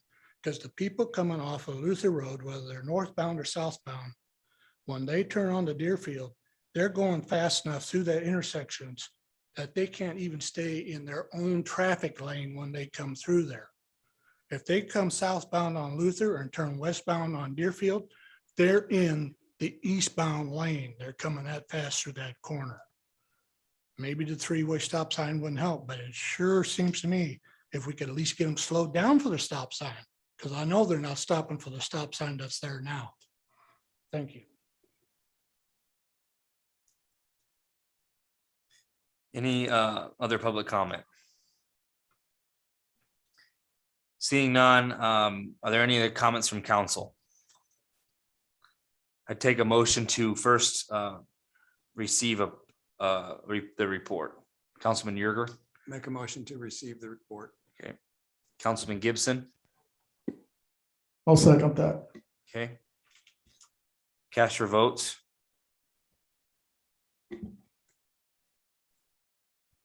Motion carries 8-0, Mayor. Okay, and then we'll move on to the item A, which would be resolution 2021-170 for request to remove no parking, bus loading and unloading zone signs on the north side of 6th Street immediately west of Broad Street. Councilman Gibson. I'll make that motion. Councilman Jensen. I will second. Cast your votes. Motion carries 8-0, Mayor. Item B, resolution 2021-171 for placement of a stop sign on northbound Sheridan Street at Deerfield Avenue. Dave, I got a call from a guy. He wanted to know if you guys, when you considered one on Sheridan, if you also considered one on Wilmot, because Wilmot, he said, is a through street and has much more traffic than Sheridan. If you didn't, I'll add it to the next traffic committee. I mean, we can add that. We looked at this one because of its proximity to Luther Road, but we can look at the next street down as well. I'll have you add Wilmot then. Because we will certainly look at the concerns the previous speaker had All right, thank in you. that area as well. So we're at item B, Councilman Legban. Make a motion to approve resolution 2021-171. Councilman Yerger. Second his motion. Cast your votes.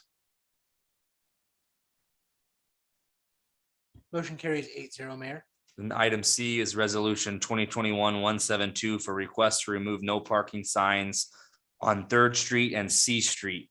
Councilman Legban. Make a motion to approve resolution 2021-172. Councilman Sukram. I'll second. Cast your votes. 8-0, Mayor.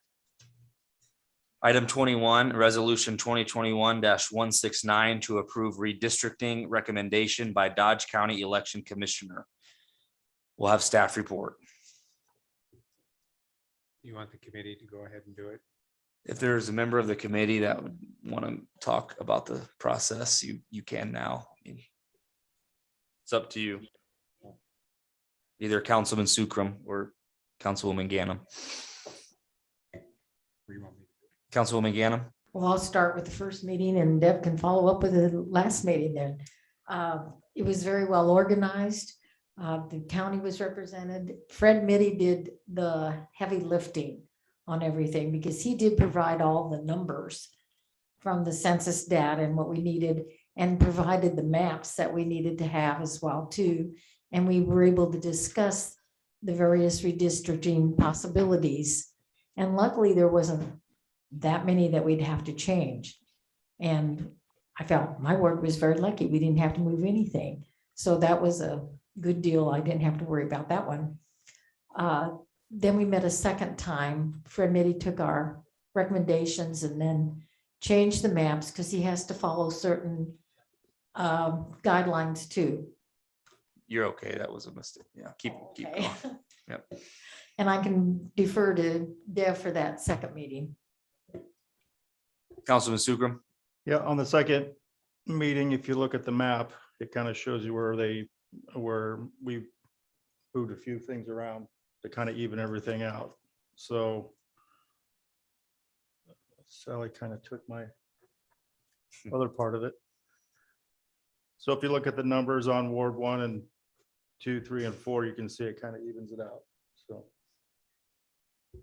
that's bad. Councilman Gibson. So Mark and I are losing a lot of good voters. Is that correct? That's okay, guys. We're Ward 1 and you're taking everybody from us and giving them to everybody else. But I understand we have more than anybody else. And what was it, 229 or something we're losing? So. Okay. Thanks. Go ahead. So if you look on page 327, what I did there is on page 325, that was the map Fred provided. It's a little hard to read because he's got precincts in here besides wards. And so what I did on page 327, I highlighted the same thing that he had with a yellow box. And the question that came is, are you splitting the blocks? No, the blocks are actually down the middle of the street there. I just slid the yellow box so you could kind of see the street boundaries there, but it's actually on the street itself. And so the north and south street is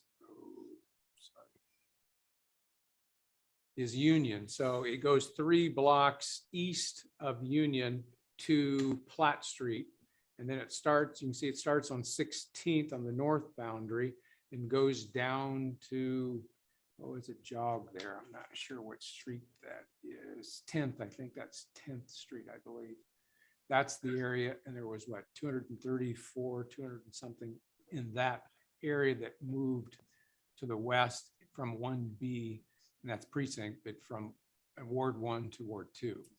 And if you go over in Ward 3, that was the final ones. You can see that starts at 8th. So it goes from, 10th. It goes from 10th down to 9th, 8th, and then down to military. That's a 2 by 3 block area. That got shifted to the north. So that went from 3 to 2. That helped, but it's down the middle of the street. Okay, all these are down the middle of the street. Councilman Yerger. And so just to clarify what you were explaining in your map, some of those that were in 3A are moving to precinct 2B and some that were in precinct 1B are moving to 2A. Yes. That's where they'll actually go by precinct as well. Yes, they will. And you know, that's Fred's job as well, is to line wards and precincts. And Yeah, so I thought it was. I just wanted to be sure.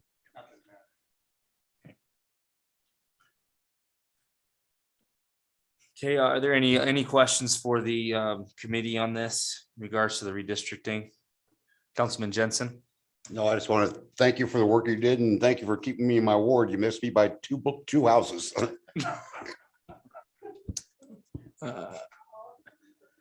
Mayor, I just have a quick question. Is anything needed to be adjusted in section 2401 of the code? yes, it will. Yes. And that has to be It has changed the description, so we'll have to come back with a code change to. with an define this- ordinance. With an ordinance to. define this. Codifying the resolution. Yeah, and I'm assuming you may want to wait until the state approves it possibly. Before the ordinance go into effect. Okay, thank you, legal. Anything else? Any comments from the public? Any additional comments from council? Brian, can you remind me on this? I think maybe the state addressed the issue of 3 readings on this, and I think they require the 3 readings, but maybe because of COVID, they allowed you to waive on the ordinance in this situation. I'll have to check on that. I thought I remember reading something about that. It's just a resolution. I don't think there's any ordinance required. If you're changing the Travis, description in the code. No, that will have. Yeah, to. that's what I was saying. That's later. Because it That's what I said. requires Yeah, 3 yeah, and yeah. there's a deadline, we may have to waive. And I think state specifically may allow it in this circumstance this year because of COVID. No, you have to reapportion it by a certain deadline. You don't have to change our code by a certain deadline. That's what we're doing here is approving the reapportionment for the state, because Fred has to file with the state. We'll follow up with the code after the state does it before the May election. Doesn't go into effect till May. Exactly. Okay. No other comments. I would take a motion to approve resolution 2021-169. Councilman Gibson, I'll make that resolution. Councilman Legvan, I'll second that. cast your votes. Motion carries 8-0, Mayor. Item 22, ordinance 5596 to sell Tech Park lot to Summit Medical Staffing LLC. We'll have staff report. Mayor, City Council, Brian Newton, City Administrator. I'm really pleased to report Ashley's back. And so it's good to have him. And Ashley bought a lot off Lincoln Street. He's grown his business so much that he contacted me and would like to buy the lot immediately behind him to the east. And that's what you have before you tonight. Ashley is here to talk about what he's done at the mall and how soon he's going to be building his building and what he's going to be doing with the second lot. So. Go ahead. Good evening, Ashley Gross, 8130 Watercolor Drive. Good evening, Mr. Mayor, council members. Thank you again for having us back here. As Mr. Newton mentioned, we are expanding, we are growing, and we have already outgrown the previous 2 acres you guys already sold us. So it's been an exciting 1.5 years for us with the city support and the GFDC and everything that everyone's done for us. We can't appreciate it more than we've probably already told you guys in the past. We started here with about 8 people when we first came to Fremont. As of today, we are at 48 in total employees in-house. A lot of the area businesses have really been excited for us to be there, including the mall people. I think we have single-handedly kept Dunham Sports open. But we're looking to grow more. And when our engineers and everybody put everything on the plat map for our building, our parking, we quickly realized that it may be a sustain us for where we're at right now and maybe where we're going to be for the next 10 years, but it's not going to create the environment that we truly wanted. So we wanted to inquire about purchasing the other 2 acres behind us, not just for expansion, but to create the campus feel that we were always looking for. Green space, additional recreational activities for us, but also expansion to a larger building that will be connected to our current building now and into the future. So that's kind of where we sit for now and into the future. But as far as where we're currently at with our building, as you know, and probably have experience on this council, the road has not been quite finished yet. Our contractors refuse to touch anything out there until that is done. Our push forward is still trying to do that, break ground this year. Our building physically is going to be delivered in December, and we're hoping to get dirt work started still this winter, barring any major freezes. So all in all, we're looking to possibly be accomplished and be done with our building by late August, early September of next year. Any questions for the applicant? Councilman Yerger. First of all, I just want to thank you for bringing so many jobs to Fremont and to Tech Park. That's an outstanding accomplishment. Appreciate it a lot. I'm interested in your comment that you can't get your engineers to do the work that you need to do until, and is the concern that 29th Street's not finished or the cul-de-sac's not finished, which is adjacent to the property you intend to buy, or both? They want to, from my understanding, that the Lincoln Street portion is going to be the last part done. Lincoln Street's portion is what's holding you up. And that is the part that they are most concerned about, I think, because that's kind of the entry point they want to come in from, just because based on our current entrance and where they want to drop the building at. So with, from my understanding, because I'm not a construction expert, but from my understanding, there's a 30-day cure process after the concrete work is done before we can actually touch it. I see. So my next question would be to follow up to the city administrator then, any explanation or understanding as to why Lincoln Street is progressing and it would be the holdup for them getting started? They were one of the first ones into lot sale. That's better for Dave Godigan, but I know they started on 29th Street first, and Ashley's probably right, they were doing Lincoln Street last, so. Then he had equipment breakdown. I don't, Dave has been kept track of it. I don't know what's going Yeah, on. I guess that just kind of strikes me as somewhat odd in the sense that the dance studio is already there on Lincoln. They had purchased a long time ago. Summit was right in after that. And so, and then they get the street preparations last. That strikes me as somewhat odd for the way we approach doing the cement work, because they could have gotten started earlier if that's the case, but neither here nor there, we are where we are. Yeah. I mean, obviously we are in our second location as far as an office is concerned that we're going to outgrow here by the first of the year. So we're in a situation where we're looking at annex buildings and having our, different departments possibly work from home, to even just not purchasing, but possibly leasing out another space, maybe the old Buckle inside the mall as well, and just expand our empire there at the Fremont Mall, to help out with our administration department at least.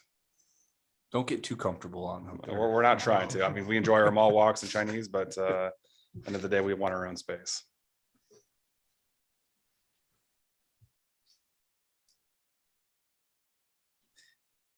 All right. Thank you. Any comments from the public? Ashley, I do have a question. I mean, I do see there is a motion to suspend rules and move to final reading. I mean, that's the intention tonight, correct? No? Certainly can. We've got everything. This is, you can see the survey's been complete. Everything's ready to go. So if you wanted to do that, that's fine. It doesn't matter. It's up to Ashley, I guess, how big a hurry is for the second lot. Is there a time frame that you're looking at here? I mean, we of course would like possession as soon as possible, Sure. Okay. but we are willing to go through the motions as needed. Okay. For Ash, I mean, if council, has any objection, I know we had to hold first reading here, but this applicant has obviously gone through a lot with us, and I think moving this along would be a good idea right now. So anyway, is there any other comments from council? Councilman Legband? If there's no more, I'd like to approve ordinance 5596. I guess that would be first reading. Mhm. Councilman Gibson, I will second that. cast your votes, introduce and hold first reading.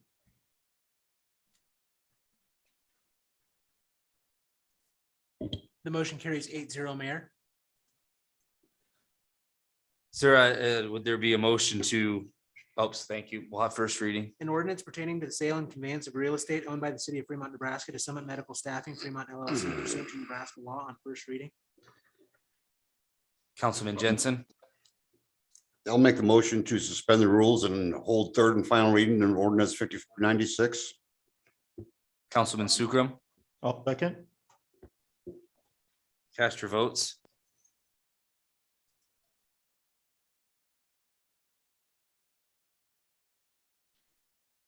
Motion carries 8-0, Mayor. Now have final reading. An ordinance pertaining to the sale and conveyance of real estate owned by the city of Fremont, Nebraska to Summit Medical Staffing, Fremont LLC, pursuant to Nebraska law on final reading. Cast your final vote.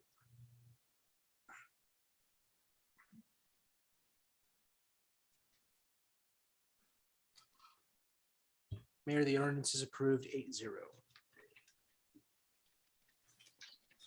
Moving on would be item 24, executive session to discuss personnel issues.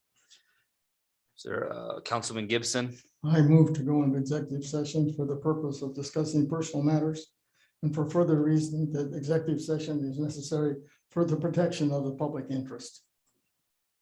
Okay, is there a second? Councilman Yerger? Second. A motion has been made and seconded to go into executive session for the purpose of discussing personnel matters and for the further reason that the executive session is necessary for the protection of the public interest. Is there any discussion? Seeing none, the pending motion is to go into executive session for the purpose of discussing personnel matters and for the further reason that the executive session is necessary for the protection of the public interest. Cast your vote. Motion carries 8-0, Mayor. A motion to go into executive session for the purpose of discussing personnel matters and for the further reason that the executive session is necessary for the protection of the public interest has been approved. Discussion will be limited to personnel matters. No official actions or votes will be taken during the executive session. Executive session will have counsel, myself, as well as legal. We'll now go back to the conference room.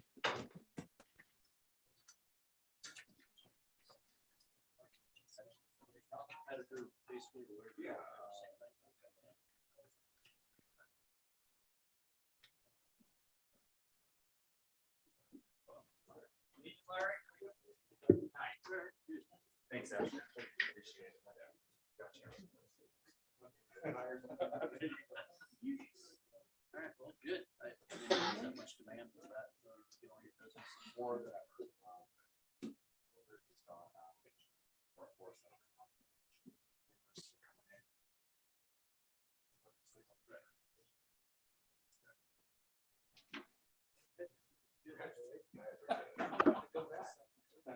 That's awesome. That's the news when I think that's the best news.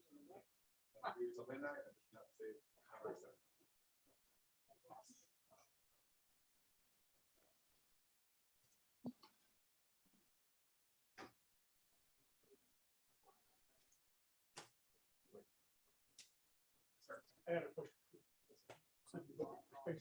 I'm Marvin Reynolds. And I have a 635 North. And I have 20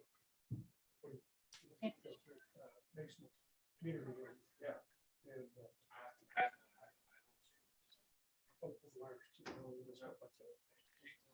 small offices on the first floor.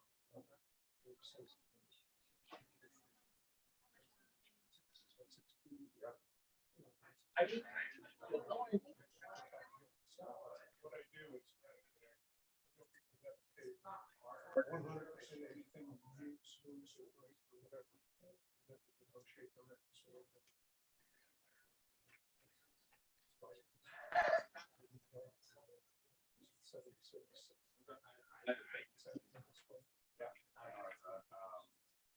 Trying to keep everything as close to home as possible. So that's why the mall makes sense. My personal across the hall. Yeah.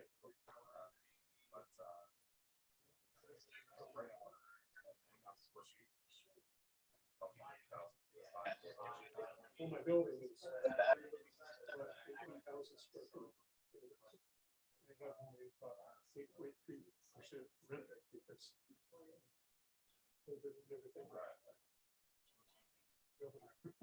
When it says boom, you know, just on the road, coast up. Church comes out of the basement.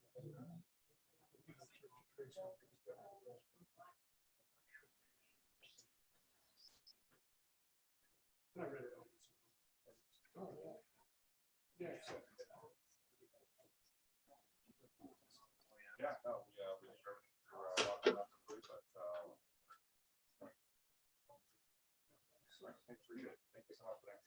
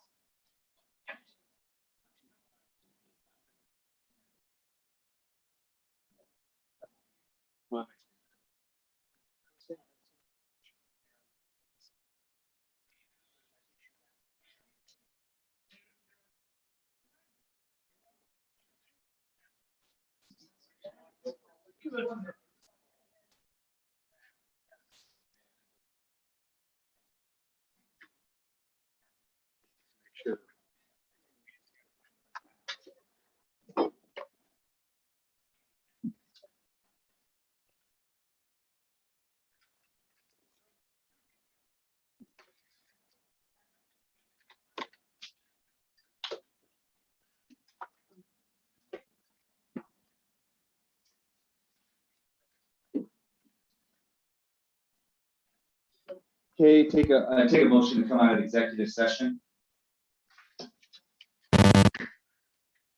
Councilman Jensen, I will make a motion to come out of executive session. Councilman Vaughn. Second. Cast your votes.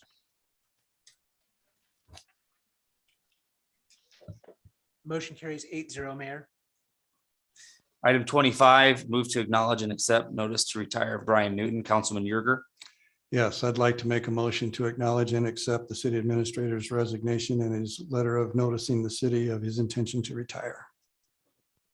Is there a second? Councilman Jensen, I'll second. cast your votes.